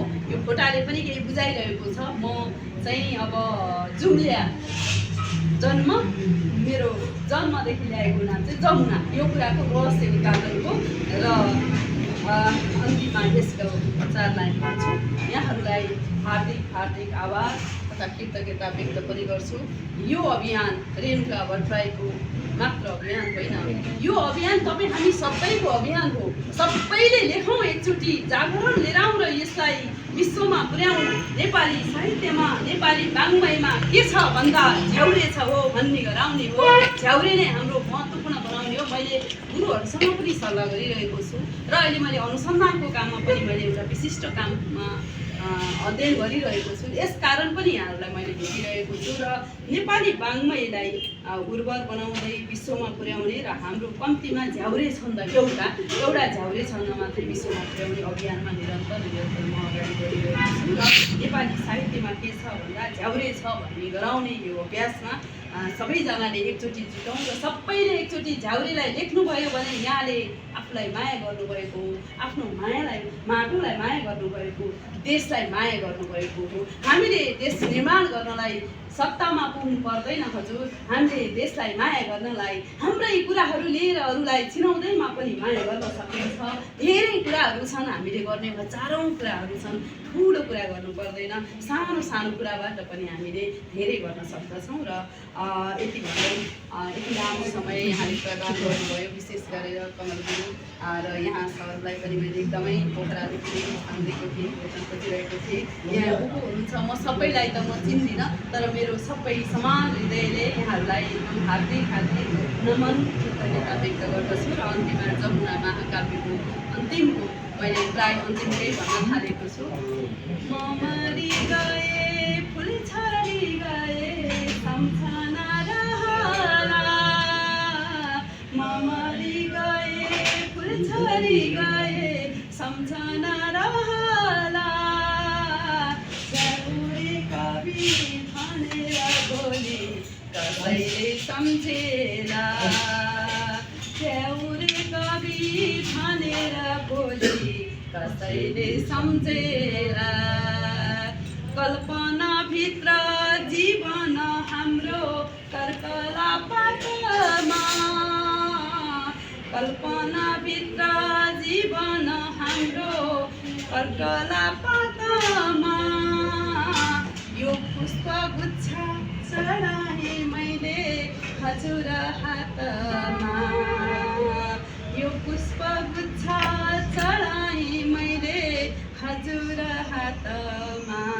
हजुर सम्पूर्णमा झ्याउरे नमन। जय झ्याउरे साहित्य। दुःख सबै गाउँछौ, घर आउँदा एक गिलास पानी लिने गाउँछौ, घर आउँदा एक गिलास पानी लिने गाउँछौ। लाग्दैन डर कसैमा मेरो शिरमा जब तिम्रो आशीर्वाद हुन्छ, लाग्दैन डर कसैमा मेरो शिरमा जब तिम्रो आशीर्वाद हुन्छ, अघि बढ्ने यति हिम्मत हुन्छ मेरो हातमा जब तिम्रो हात हुन्छ, अघि बढ्ने यति हिम्मत हुन्छ मेरो हातमा जब तिम्रो हात हुन्छ। एक दिन तिम्रो दुःख बोकेर हिँड्नेछु, एक दिन तिम्रो दुःख बोकेर हिँड्नेछु, त्यो दिन म अति खुसी हुनेछु, त्यो दिन म अति खुसी हुनेछु। जब मेहनतले तिम्रो सपना पुरा गरेर म आउनेछु, जब मेहनतले तिम्रो सपना पुरा गरेर म आउनेछु, अनि तिम्रो मुखबाट मैले शाबासी पाउनेछु, अनि तिम्रो मुखबाट मैले शाबासी पाउनेछु। अहिले त केही गर्न सक्दिनँ तर महसुस गर्छु, जब मेरो केही कमाइले तिम्रो दिल छाप हुन्छ, मेरो ख्याल अनि सेवाले तिम्रो हरेक रोग नाश हुन्छ, मेरो ख्याल अनि सेवाले तिम्रो हरेक रोग नाश हुन्छ। र तपाईँहरूलाई मेरो केही विचार सन्देश दिनुभएकोमा हावा छ मन्द मन्द नै, वसन्त ऋतु आनन्द हावा छ मन्द मन्द नै, नेपाली माटो भिजेको छ नि झ्याउरे छन्द, नेपाली माटो भिजेको छ नि झ्याउरे छन्द। साहित्य यात्रा विद्या र ज्ञान जीवन सार छ, साहित्य यात्रा विद्या र ज्ञान जीवन सार छ, साहित्यिक मित्र हृदयबाट यो नमस्कार छ, साहित्यिक मित्र हृदयबाट यो नमस्कार छ। संयोग पनि कस्तो थियो आदरणीय सर उद्घोषक सर, हामी सँगै यात्रा हो। म कुनै बेला उहाँको जन्मघरमा म जागिरे थिएँ, आज यसरी आउन पाइयो, सबैसित भेट हुन पाइयो। अझै म झ्याउरेमै कलम चलाउने मान्छे हो। कस्तो राम्रो कुरा। मैले कमल सरलाई मैले देखाएको छु, मैले मेरा लेखनीहरू छापेको छैन, उहाँसित त मैले एक दिन हेर्नै आउनु पऱ्यो भनेको छु। र आज संजोग हप्नु पऱ्यो, प्रजातन्त्र दिवस ती शहीदहरूलाई, गणतन्त्रसम्म ल्याउने शहीदहरूलाई नमन छ। गणतन्त्रको नाममा, प्रजातन्त्रको नाममा लुटतन्त्र ल्याउनेलाई त्यतापट्टि त्यति ध्यान छैन। स्वच्छ बानी, स्वच्छ विचार, स्वच्छ चरित्र नभइकन जुन तन्त्र आयो भने केही माखो भुत्लो केही हुँदैन, त्यो कुरो मैले हृदयबाट जानेछु। होइन, सिर्जना गरौँ न है। अर्को मेरो सिर्जना चाहिँ आज संजोग कस्तो पऱ्यो भने आजभन्दा 34 वर्ष अगाडि आजैको दिन मेरो जीवनसङ्गिनी मन्जुसित मेरो विवाह भएको थियो।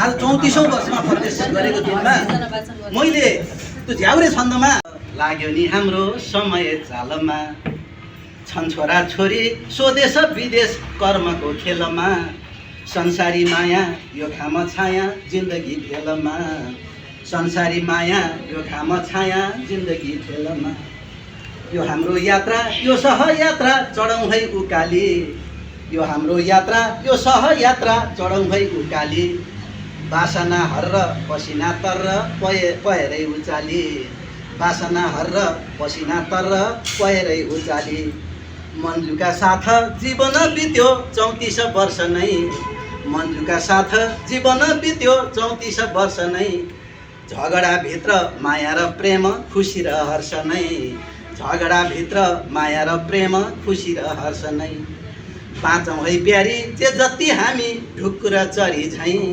बाँचौँ है प्यारी जे जति हामी ढुकुर चरी झैँ, हाँसौँ है प्यारी पवित्र प्रेम चखेबा जोडी झैँ, हाँसौँ है प्यारी पवित्र प्रेम चखेबा जोडी झैँ, गाँसौँ है प्यारी प्रेमको डोरी नछिनोस् कहिले नि, गाँसौँ है प्यारी प्रेमको डोरी नछिनोस् कहिले नि, नाचौँ है प्यारी भजन गाई उमङ्ग जहिले नि, नाचौँ है प्यारी भजन गाई उमङ्ग जहिले नि, सुन्दर दृष्टि सुन्दर सृष्टि तिम्रो र मेरो त, सुन्दर दृष्टि सुन्दर सृष्टि तिम्रो र मेरो त, भुलियो साथै डुलियो साथै यो सेरो फेरो त, भुलियो साथै डुलियो साथै यो सेरो फेरो त, चुडाई मुटु सन्तान तिन तिमीले दियौ नि, चुडाई मुटु सन्तान तिन तिमीले दियौ नि, दुःखका आँसु हर्षका आँसु सिनित्त पियौनी, दुःखका आँसु हर्षका आँसु सिनित्त पियौनी,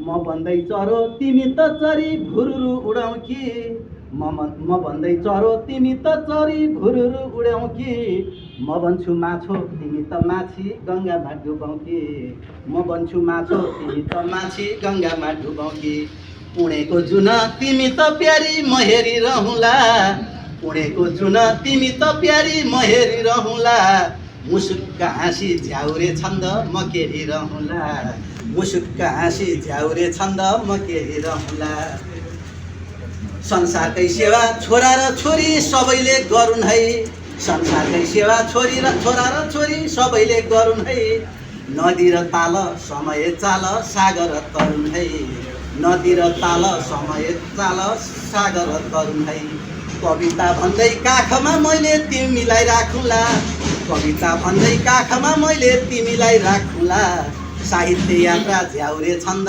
मनले डाकुला, साहित्य यात्रा झ्याउरे छन्द मनले डाकुला, पौरखी हात यो सदा सदा सत्यमा खटुन है, पौरखी हात यो सदा सदा सत्यमा खटुन है, निर्दोष आँखा संसार सारा नयनमा अटुन है, निर्दोष आँखा संसार सारा नयनमा अटुन है, जाउँला प्यारी तीर्थ र व्रत समाई हात नै, जाउँला प्यारी तीर्थ र व्रत समाई हात नै, घुमौला प्यारी प्रकृति छटा जुनेली रात नै, घुमौला प्यारी प्रकृति छटा जुनेली रात नै, हुर्किए सन्तान फुर्किए म त तिमी छौ साथमा, हुर्किए सन्तान फुर्किए म त तिमी छौ साथमा, तो घन्टौँ घन्टा बितोस्, तो घन्टौँ बितोस् साहित्य यात्रा प्रेमको बातमा, तो घन्टौँ बितोस् साहित्य यात्रा प्रेमको बातमा, अँधेरी खोला सुसायो अहो त्यही घाँस काटियो, अँधेरी खोला सुसायो अहो त्यही घाँस काटियो,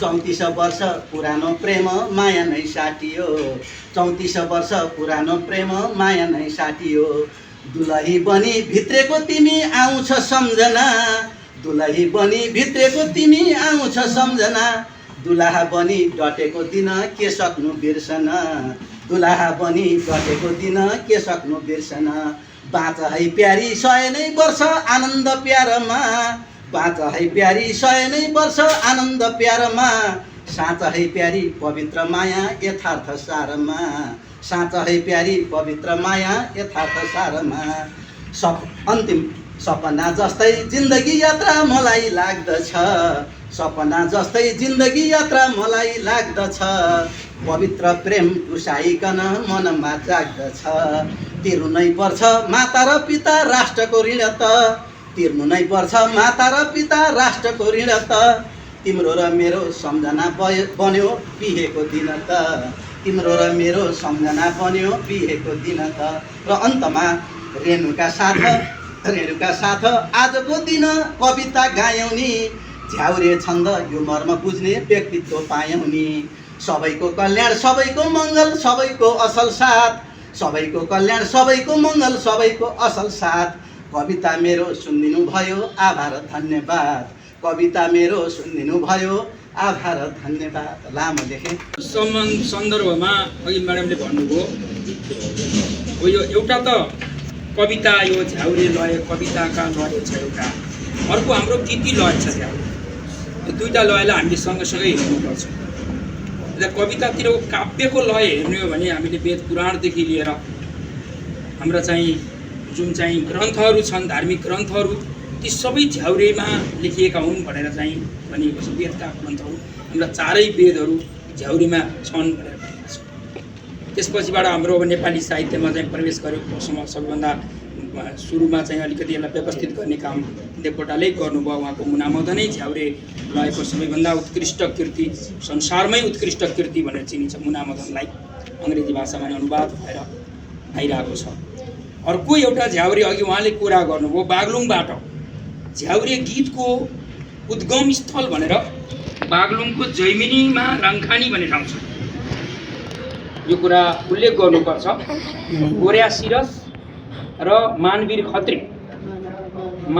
खत्री र गोर्या सिरसलाई सिरस भनेको छ त्यो लेख्दा उच्चारणगत त्रुटि भएर होला के होला साहित्यको इतिहास हेर्दै जाँदा म आफै पनि लोक साहित्यमा विद्यावारिधि गरेका मान्छे यही हिन्दीखोरी लोकगीतमा पनि मेरो थेसिस छ र विभिन्न गीतहरूको अध्ययन गर्दै जाँदा त्यो ठाउँमै पुगेँ म जैमिनीमै पुगेँ जैमिनी कहाँ भन्नुहुन्छ जैमिनी वडा नम्बर कति पर्छ वडा नम्बर बिर्सेँ मैले ठाउँको नाम राङखानीमा हाम्रो यो अङ्ग्रेजहरूसँगको युद्धमा हाम्रा युवाहरू गएर जब सुगौली सन्धिपछि फिर्ता भइसकेपछि राङखानीमा आएर रमाइलो गर्दा उनीहरूले चाहिँ त्यो झ्याउरे लय त्यहाँबाट सुरुवात भएको भनिएको छ यद्यपि हाम्रा गीतहरू कहिलेबाट उत्पत्ति भए भन्ने कुराहरू हामीले कुनै पनि इतिहास भेटिँदैन मानव जातिको उत्पत्तिसँगै यी गीतहरू यी लयहरू यी चाहिँ साहित्यिक गतिविधिहरू भएका हुन् भन्ने कुराहरू हामीले अनुमान गर्न सक्छौँ अनुमान मात्र गर्न सक्छौँ पछि आयो शास्त्रीय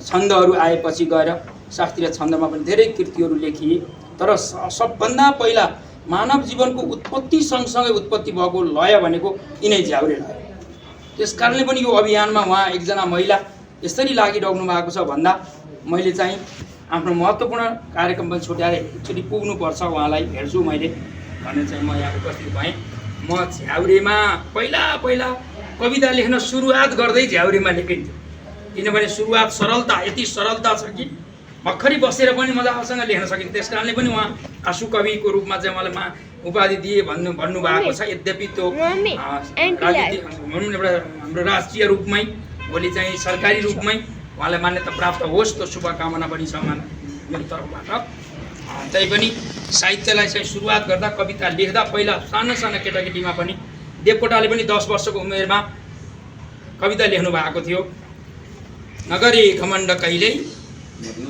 मर्नु छ हामीलाई के अरे त्यो सुरुवातको विषय मैले घनघोर दुःख सागर संसार जान भाइ नगरे घमण्ड कहिल्यै मर्नु छ हामीलाई भनेर 10 वर्षकै उमेरमा यो किसिमको एउटा दार्शनिक चाहिँ एउटा भनौँ न उहाँसँग त्यो किसिमको प्रतिभा हामीले पायौँ एउटा महिला हामीले यहाँ महिला सशक्तिकरणका कुराहरू गर्छौँ नारी सशक्तिकरणका कुराहरू गर्छौँ।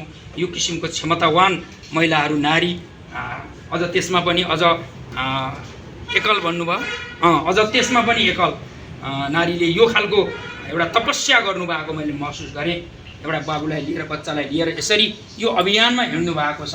उहाँहरू सबैलाई स्याङ्जालीको तर्फबाट मेरो तर्फबाट एकदमै स्वागत गर्न चाहन्छु। यहाँको यात्रा एकदमै शुभ रहोस्। म चाहिँ यो कविता सुनाउने पक्षमा आज छैन, किनभने लेख्नै छोडी अहिले अनुसन्धानतिर लाग्ने। अझ अहिले त अलिअलि राजनीतिक चाहिँदाखेरिमा उहाँले त मलाई अचम्म लागेको थियो त्यति बेला भाषा विज्ञान पढाउँदा। यस्ता यस्ता कुराहरू धेरै स्मरणहरू छन् यो वालिङमा।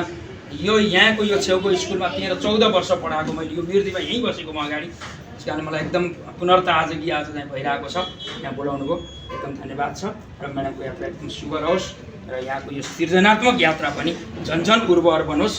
हामी स्याङ्जालीको तर्फबाट मेरो व्यक्तिगत तर्फबाट पनि धन्यवाद दिन्छु। धन्यवाद।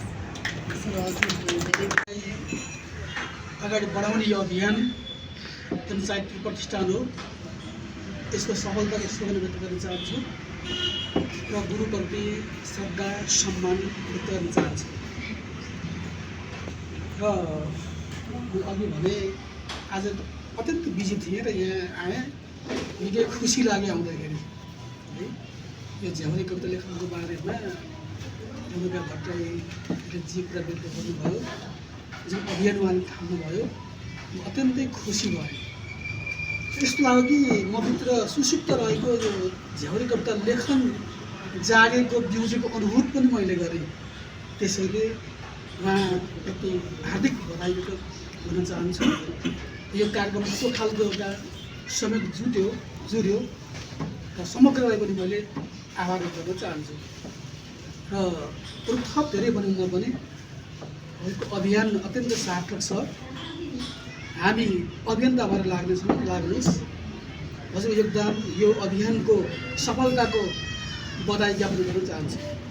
यति भन्दै मैले आफूले कविता नलेखेको हुनाले आज भनिनँ होइन, तर भनिरहेको चाहिँ यहाँ पनि एउटा अंश लिएर नि त म वाचन गर्ने अनुमति चाहन्छु। सागर माथा भए बुद्ध हो, मायाका खानी गोर्खाली खानी संसारै सिद्ध हो। नेपाल हाम्रो स्वर्गको टुक्रा विश्वको नमुना, गण्डकी काली शालिग्राम बोकी दक्षिण जमुना। देवी र देउता जन्मिए यहाँ बुद्धको घर हो, सिर्जना मूल फुटाइदो युवा हिउँदै त भर हो। नगरे आज आउनु भोलि भविष्य सुधार, संकल्प दृढ लिएर हिँड यो देश सिंगार। चेतना दीप बालेर हामी बस्तीमा पुगौला, देशको मानव सानोलाई बोकी विश्वमा रमौला। मादल ढोकौँ मुर्गा बोकौँ सारङ्गी रेतेर, विश्व नै दङ्ग पर्नेछ हाम्रो झ्याउरे देखेर। धन्यवाद। मन्जरी आखी छन् मनको भारी लुकाइयो हो, हँसिली भाकी छन्। बुहारी छोरी एकल नारी भोगेकी मन्जरी, मारेकी आशा हुँदैन सुख यो परान छन्जरी। समाज हाम्रो साँगुरो सोच घेरामा बसेकी, पराई होइन आफन्त सबै कसरी फसेकी।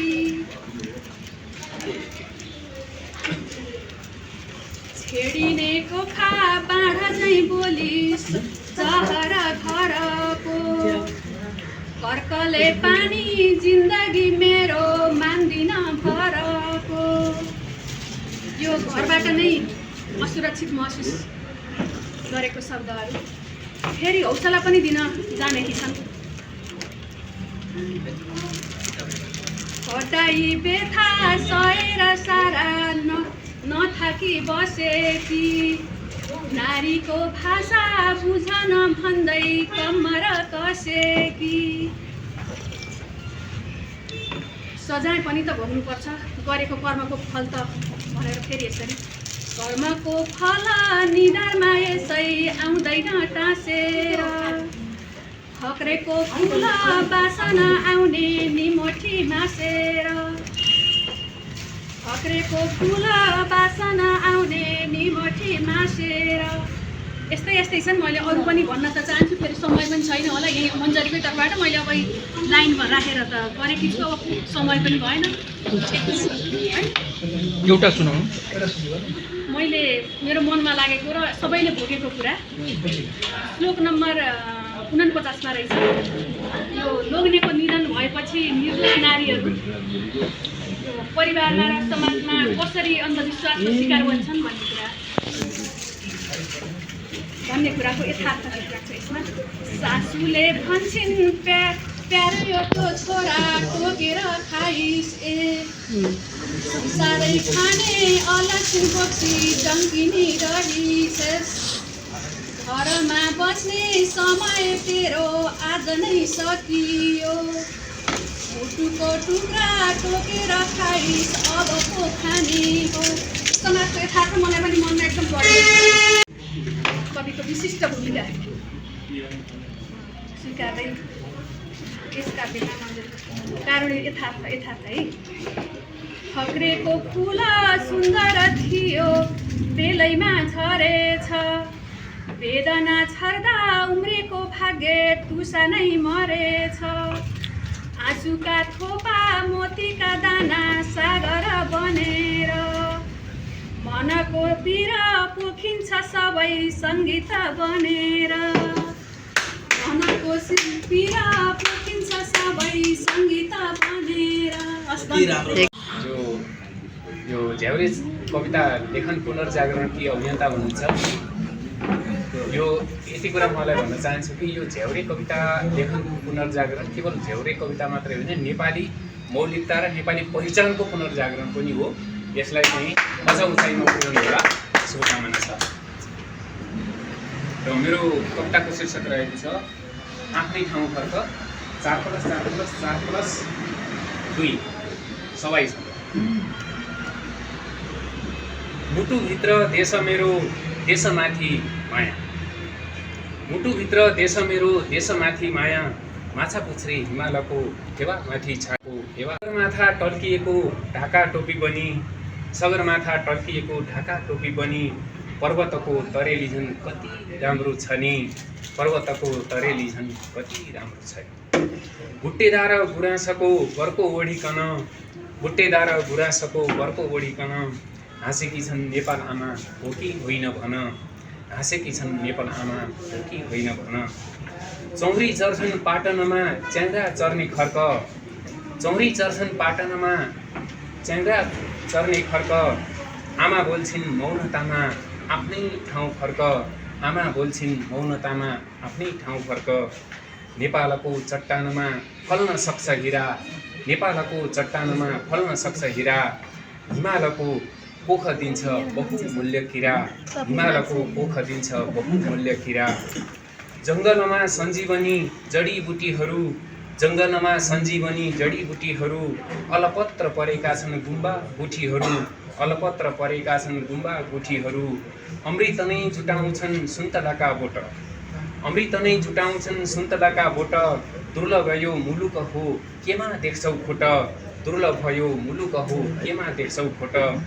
काख छोडी सन्तानले पर पर सर्दा काख छोडी सन्तानले पर पर सर्दा आफ्नै थलो बिर्सिएर अन्तै घर पर्दा आफ्नै थलो बिर्सिएर अन्तै घर पर्दा भक्कानिँदै रुन्छ होला ती आमाको मन भक्कानिँदै रुन्छ होला ती आमाको मन। आमालाई बिर्सिदियौ किन होला भन आमालाई बिर्सिदियौ किन होला भन। सुख के हो स्वर्ग के हो आफैसित सोध सुख के हो स्वर्ग के हो आफैसित सोध सबै कुरा त्यागिदेऊ आफ्नै स्वर्ग रोज सबै कुरा त्यागिदेऊ आफ्नै स्वर्ग रोज सबै कुरा त्यागिदेऊ आफ्नै स्वर्ग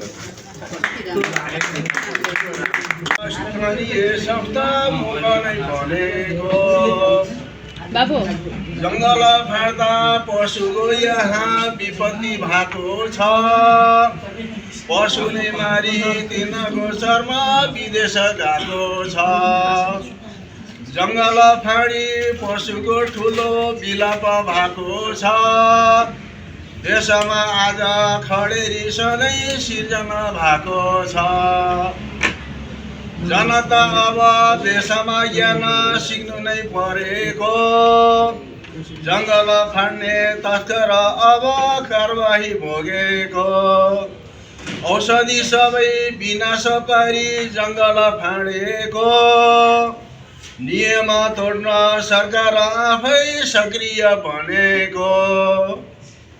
नेपाल राम्रो बनाउन यहाँ वृक्ष नै रोपेको। जनता अब जागृत बन्न कमर कसेको। कानुन सबै भङ्ग नै गरी जङ्गल फाँडेको। तस्कर अब कारबाही गर्न जनता जागेको। जनता मात्र लागेर यहाँ जङ्गल बन्दैन। सबैको मन मिलेमा मात्र कठिन केही छैन। संरक्षण गर्न हामी नै लगाउँ सक्षम बनेर। तस्कर छोपी नेटो नै तार्न सबै नै लागेर। उज्याले रुमाल पछ्यौरी मलको लाउँछ। त्यो सृजनात्मक जुन सुन्दरता छ त्यसले मलाई पक्कै पनि टच गरेको अनुभूति भएको छ। यो समयलाई समायोजन गरिदिनु हुने म कमल बगालेज्यूलाई आभार व्यक्त गर्दै यो अवसरका लागि पनि हामी सम्पूर्णलाई आभार व्यक्त गर्दछु। मलाई लाग्छ म अलिक धेरै नै पछाडि रहेछु जस्तो। अनि उहाँ र मेरो दुःखको प्रकृति पनि एउटै किसिमको रहेछ। अनि उहाँले यति धेरै सृजनाहरू हेरेर यो उच्च स्थानमा पुग्नु भएको छ। म चाहिँ केही पनि सुरु गरेको छैन। मैले आज यहाँलाई वचन दिन्छु एउटा, म आजदेखि नै मेरो कलमलाई चलाउने साहित्य जगतको म एउटा पाठक हो। धेरै ठाउँमा चुस्ता पुग्ने गर्छु, तर एक ठाउँमा आफूलाई स्थापित गरेको छैन अझै पनि। सबैसँग गर्न सक्छु भने त्यहाँ पुग्यो केही पनि गरेको छैन। अनि मलाई निरल समीर सरले, हाम्रो श्याम ढुङ्गाना सरले मलाई सबैसँग भाग छ, तपाईँ सक्नुहुन्छ लेख्नु भनिराख्नुहुन्छ, तर म कता मरिएको छु मलाई थाहा छैन। म्यामलाई मैले अरू केही भनेर धेरै कुराहरू यहाँका हामीबास यति धेरै कृतिहरूले हामीलाई स्पर्श गराउनु भयो। यहाँ म्यामका कृतिहरूले नै हामी अलिक धेरै नै सिन्चित भएको पनि मलाई अनुभूति भयो। अझै पनि उहाँको त्यो यात्रा जुन सङ्घर्षले एउटा आफ्नो पछाडिको भविष्यलाई सँगसँगै लिएर हिँडेर यो साहित्य यात्रा र छन्दको नेपालमा एउटा महिलाले अध्ययन गरेर यसलाई जन्माउन उहाँले गर्नुभएको यो सङ्घर्ष र यो पाइला उहाँको अझै अनन्तसम्म उच्च शिखरमा पुगोस्। र यो साहित्य आज प्रजातन्त्र दिवस पनि त्यो शुभकामनासँगै हाम्रो देशराज दिनप्रति पनि श्रद्धासुमन अर्पण गर्दै यो साहित्य यात्रा, यहाँको लेखनी, यहाँको जीवनी र हामी सबैको यो साहित्य यात्रा एकदम अनन्तसम्म पुग्न सकोस् भन्ने शुभकामना व्यक्त गर्दछु। धन्यवाद। ओराली झरेको सामुको बाली जङ्गलको झाडी सहनु परेको। सामुको बाली जङ्गलको झाडी सहनु परेको। ढुङ्गाको जातो काठको हातो फलमको निर्माणी। ढुङ्गाको जातो काठको हातो फलमको निर्माणी। नारीको इच्छा विपरीत बाँधेको होला बेमानी। नारीको इच्छा विपरीत बाँधेको होला बेमानी। कुन्ने आउँछ नि सबैलाई तो मिठो माया उडेर जान्छ दुःख त सधैँलाई। तो मिठो माया उडेर जान्छ दुःख त सधैँलाई। कति राम्रो साह्रै मार्मिक रहेछ र अझै यसलाई अझै माझ्नु पाएको भए यो अझै उचाइमा पुग्ने केही ठाउँहरू पनि मैले देखेँ। तर पनि अझै मार्मिक छ। उहाँको जीवनमा धेरै हत्किएको जीवनलाई उहाँले यस्ता नानी बाबुहरूलाई लिएर त्यो अवस्थामा पति गुमाएर भत्किएर उहाँ जसरी अहिले उभिनु भएको छ, यो आम पुरुषले पुरुष र महिला हामी सम हुन्थ्यो भन्न सकेको होइन, तर हाम्रो कल्चरले चाहिँ पुरुष पनि यो अवस्थामा यसरी अडिन सक्छ भन्ने मलाई लाग्दैन। हामी फेसबुकमा साथी त धेरै वर्ष नेपाली साहित्यको इतिहास उहाँ अध्ययनका लागि बनारस पुग्नुभयो। बनारसमा त्यो बेला झगडा आन्दोलन किसिमको प्रजातन्त्र स्थापनाको सन्दर्भमा उहाँ पहिलो विद्यार्थी, त्यहाँबाट प्रकाशित हुने छात्र प्रवाह, छात्रवाणी लगायत थुप्रै पत्रिकाको सम्पादकहरू, कुनैमा चाहिँ व्यवस्थापक र त्यहाँबाट प्रकाशित हुने लगभग धेरै जस्तो जिल्लाबाट प्रकाशित हुन्थ्यो। एउटा पाल्पाखाले उजेली प्रकाशित गर्थ्यो। यस्ता सबै खाले पत्रिकामा उहाँका केही न केही रचनाहरू हुन्थे र उहाँ चाहिँ 2018 साल 19 सालमा वालिङ आउनुभयो। वालिङ आएपछि पूर्णामृत भवानी माध्यमिक यो क्षेत्रकै एउटा प्रसिद्ध विद्यालय, त्यो विद्यालयको स्थापनाका लागि केही पहलहरू भएका थिए र त्यो त्यसै के भइरहेको सन्दर्भमा अनि भेषराजी आएपछि उहाँले त्यसलाई चाहिँ थप जोड गर्नुभयो होला।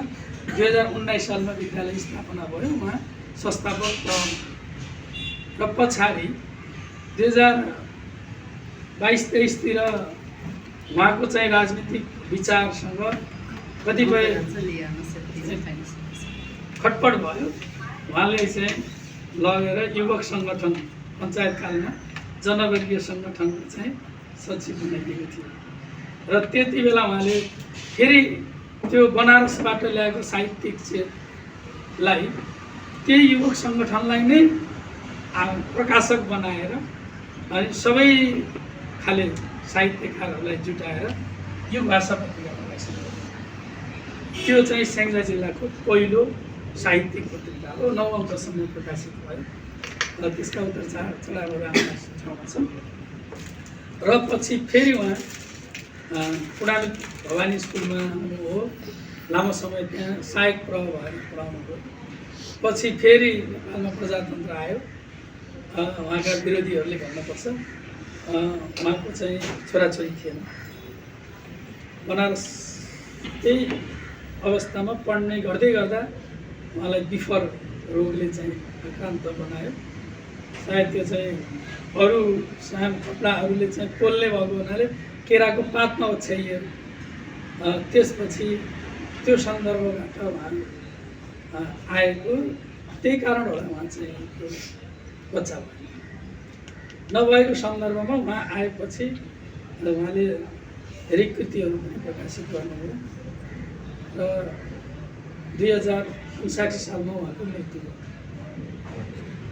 त्योभन्दा अगाडि 2055 सालमा मलाई लाग्छ यो आँधी खोलाको बगर, यही आँधी खोलाको सेरोफेरीमा चाहिँ रहेर उहाँले एउटा लेख्नु भएको थियो। त्यसलाई प्रकाशन गर्न दिन पोखरा पठाएको, उहाँ आफू चाहिँ घाइते हुनुभयो, रोगी हुनुभयो र त्यो त्यत्तिकै फालिएको थियो र मैले 2062 सालमा उहाँको विषयमा अनुसन्धान गर्दै गर्दा चाहिँ उहाँको साहित्यिक योगदान रहेछ त्यो नखुलेको। त्यस कारण चाहिँ मैले उहाँको बारेमा अनुसन्धान गर्नुपर्छ भने र गर्दै जाँदा बनारसदेखि म छिमेकी भएर पनि उहाँको सबै योगदान पाएको थिएँ। अनि पछि त्यो थेसिस सकेपछि मैले त्यो आँधी खोलाको बगर प्रकाशित गरेँ। त्यो अनुष्ठुप सम्बन्ध छ। प्रकाशित गरेपछि त्यो कृति राम्रै बिक्री भयो। त्यो प्रकाशनको खर्च त्यहाँबाट उब्रिएको पैसाले 2063 सालमा एउटा उहाँको 4थो स्मृति दिवसको सन्दर्भमा एउटा काव्य गोष्ठी जस्तो गऱ्यौँ र त्यही गोष्ठीले भेषराजको नाममा प्रतिष्ठान दर्ता गर्नुपर्छ भनेर अगाडि बढ्यौँ र अहिले वर्षमा एउटा पुरस्कार, एउटा सम्मान दिन्छौँ र अहिले हाम्रो यो 94 भइसकेको छ। र भेषराज गुरुले पनि झौरे छन्दमा कविता चाहिँ उहाँले त्यो पानीपट्टि पुलको मुख वालिङ बजार आँटीमा कुका चलाइ बस्थ्यो माझीको समाज, जातको धर्म, जातको पेसा, जातको रिवाज, विकास आयो लिएर पुल त्यो आँधी खोलामा ढुङ्गाको खेती किनारा लाग्यो। बोल्छियो अब माझीको जीवन खोलाको माछामा रात र दिन डेली र जाल फुर्लुङ्गा मिलेर। यसरी यो चाहिँ धनिया खण्डकाव्य प्रकाशित पनि त्यत्तिकै थियो। पछि हामीले यसलाई भेषजराज रचनावली एक पद्य सङ्ग्रह भनेर प्रकाशित गऱ्यौँ। उहाँका कविताहरू हामीले प्राप्त गरेका सबै यहाँ छन्। अब अरू बाँकी नै छन्। त्यस्तै भएर जोडेर आएको छैन र मैले खासै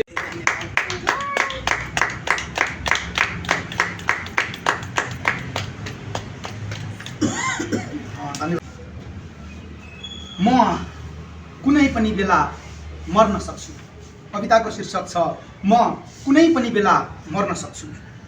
अनिश्चित जन्मसँगै लिएर सुनिश्चित मृत्यु, जन्म दिने आमाको कोखबाट कर्म दिने धरती माताको काखमा पहिलो पटक पदार्पण गरेको मान्छे हेलिएर बेहोसीको मातमा जीवनको सागर तर्न सक्छु।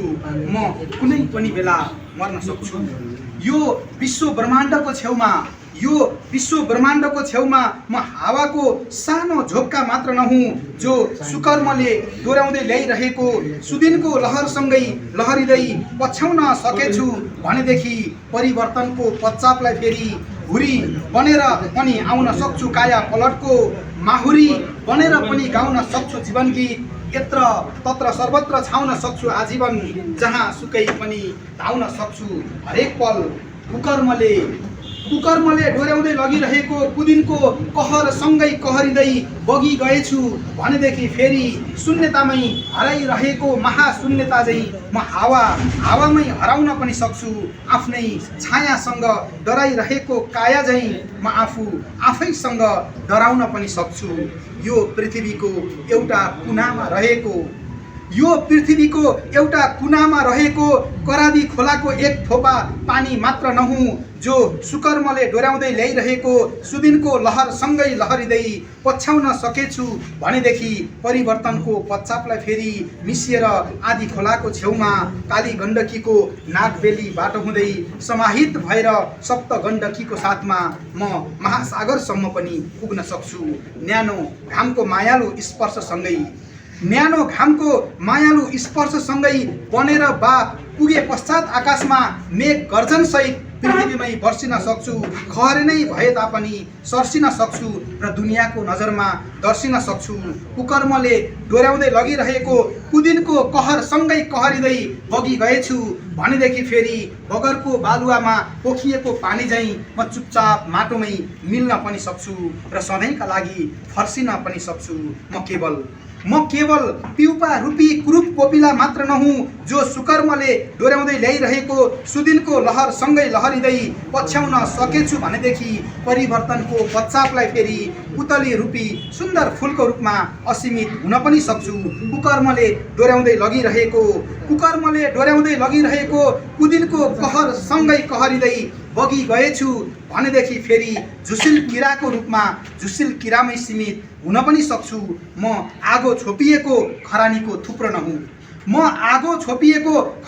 थुप्रो नहुँ, फिनिक्स बनेर आकाशमा उड्न पनि सक्छु। खरानीको थुप्रोमै सीमित हुन पनि सक्छु। म केवल धुलोको कण नहुँ, म केवल एक मुट्ठी माटो नहुँ। रुखको हाँगाबाट पातहरू पुरै पहेँलिएर भुइँमा खसे झैँ, आकाशबाट चिप्लिएका ताराहरू चुपचाप धरतीमा ओर्लिएर बसे झैँ हेर्दा हेर्दै अचानक म पनि जीवनको हाँगाबाटै झर्न सक्छु। जिन्दगीको आकाशबाटै झर्न सक्छु। हात्तीको मुखमा परेको जिरा झैँ, चराको मुखमा परेको किरा झैँ मृत्युको मुखमा पर्न सक्छु। म कुनै पनि बेला मर्न सक्छु। अचानक अस्ताएको घाम झैँ जीवनको अनन्त आकाशबाट म पनि मृत्युको महासागरमा डुब्न सक्छु। हेर्दा हेर्दै हराएको आफ्नै छाया झैँ म पनि जीवनको बाटोबाटै हराउन सक्छु। म कुनै पनि बेला मर्न सक्छु। मेरो समुपस्थिति भएर पनि मेरो समुपस्थिति भएर पनि यहाँ कुनै फरक परेको छैन, मेरो अनुपस्थिति रहेर पनि यहाँ कुनै फरक पर्ने छैन। सोच्दै नसोचिएको कुनै पनि बेला, सोच्दै नसोचिएको कुनै पनि बेला यमराजको आँखामा पर्न सक्छु म, कुनै पनि बेला मर्न सक्छु म, कुनै पनि बेला मर्न सक्छु। धन्यवाद।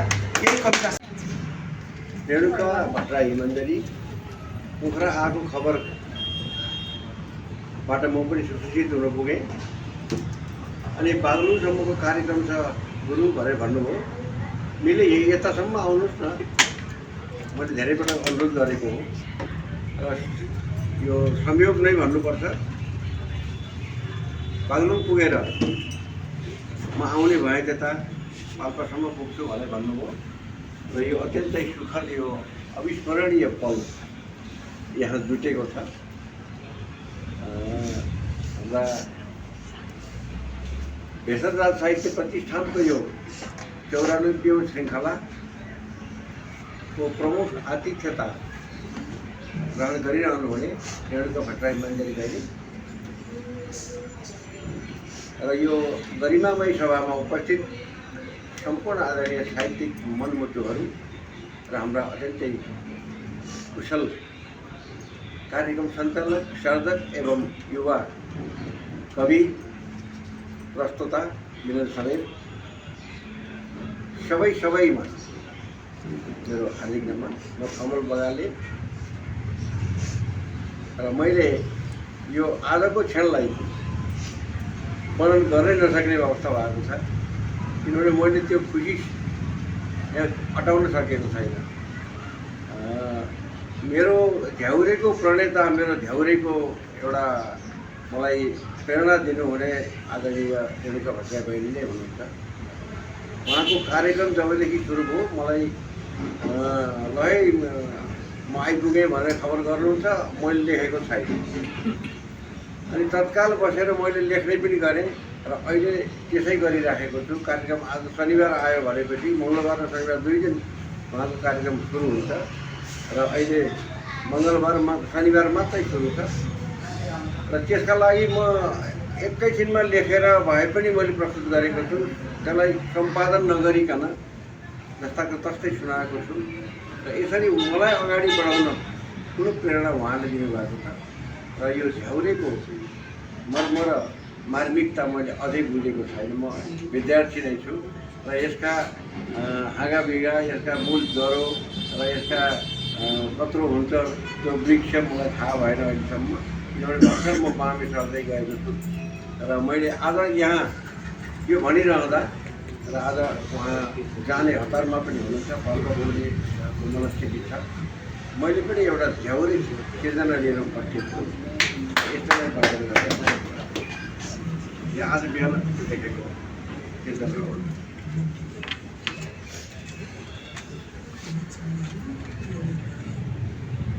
मेरो 3टै विधा हुन्छ, एउटा राष्ट्रियता, एउटा प्रेमिक हुन्छ र एउटा यो अहिलेको विकृति विसङ्गति त्यसलाई प्रहार गरेको हुन्छ र आज यो राष्ट्रिय भावनाले उस्तो छ र यसैलाई म प्राप्त गर्ने। बिहान पख उत्तर हेर हिमाल हाँसेको, बिहान पख उत्तर हेर हिमाल हाँसेको, संसारलाई मोहित पर्दै बिरती गाँसेको, संसारलाई मोहित पर्दै बिरती गाँसेको, छपक्कै हेर तिलाली गुरस डाँडामा फुलेका, छपक्कै हेर तिलाली गुरस डाँडामा फुलेका, तराई हेर गहुँका बाला झपक्क झुलेका, तराई हेर गहुँका बाला झपक्क झुलेका, स्वर्गका देव यतै नै बस्छन् पवित्र भूमिमा, स्वर्गका देव यतै नै बस्छन् पवित्र भूमिमा, अप्सरा आई नृत्य नै गर्छन् यो दिव्य भूमिमा, अप्सरा आई नृत्य नै गर्छन् यो दिव्य भूमिमा। सुन्दर हाम्रा भाषा र भेष संस्कृति राम्रो छ। सुन्दर हाम्रा भाषा र भेष संस्कृति राम्रो छ। गर्वले छाती फुलाई हिँड्ने धरती हाम्रो छ। गर्वले छाती फुलाई हिँड्ने धरती हाम्रो छ। राष्ट्रको माया हृदयभित्र सबैले राखेर। राष्ट्रको माया हृदयभित्र सबैले राखेर। उन्नति गर्दै अगाडि बढौँ मुटुमै साथेर। उन्नति गर्दै अगाडि बढौँ मुटुमै साथेर। विश्वको सामु नेपाललाई सुन्दर बनाऊ। विश्वको सामु नेपाललाई सुन्दर बनाऊ। सबैका मन मिलाई सधैँ निर्मल बनाऊ। सबैका मन मिलाई सधैँ निर्मल बनाऊ। अन्तिममा छु। अत्यन्तै प्यारो यो देश हाम्रो विश्वमै विशाल। अत्यन्तै प्यारो यो देश हाम्रो विश्वमै विशाल। ओठमा सधैँ खन्किँदै रहोस् जय जय नेपाल। ओठमा सधैँ खन्किँदै रहोस् जय जय नेपाल।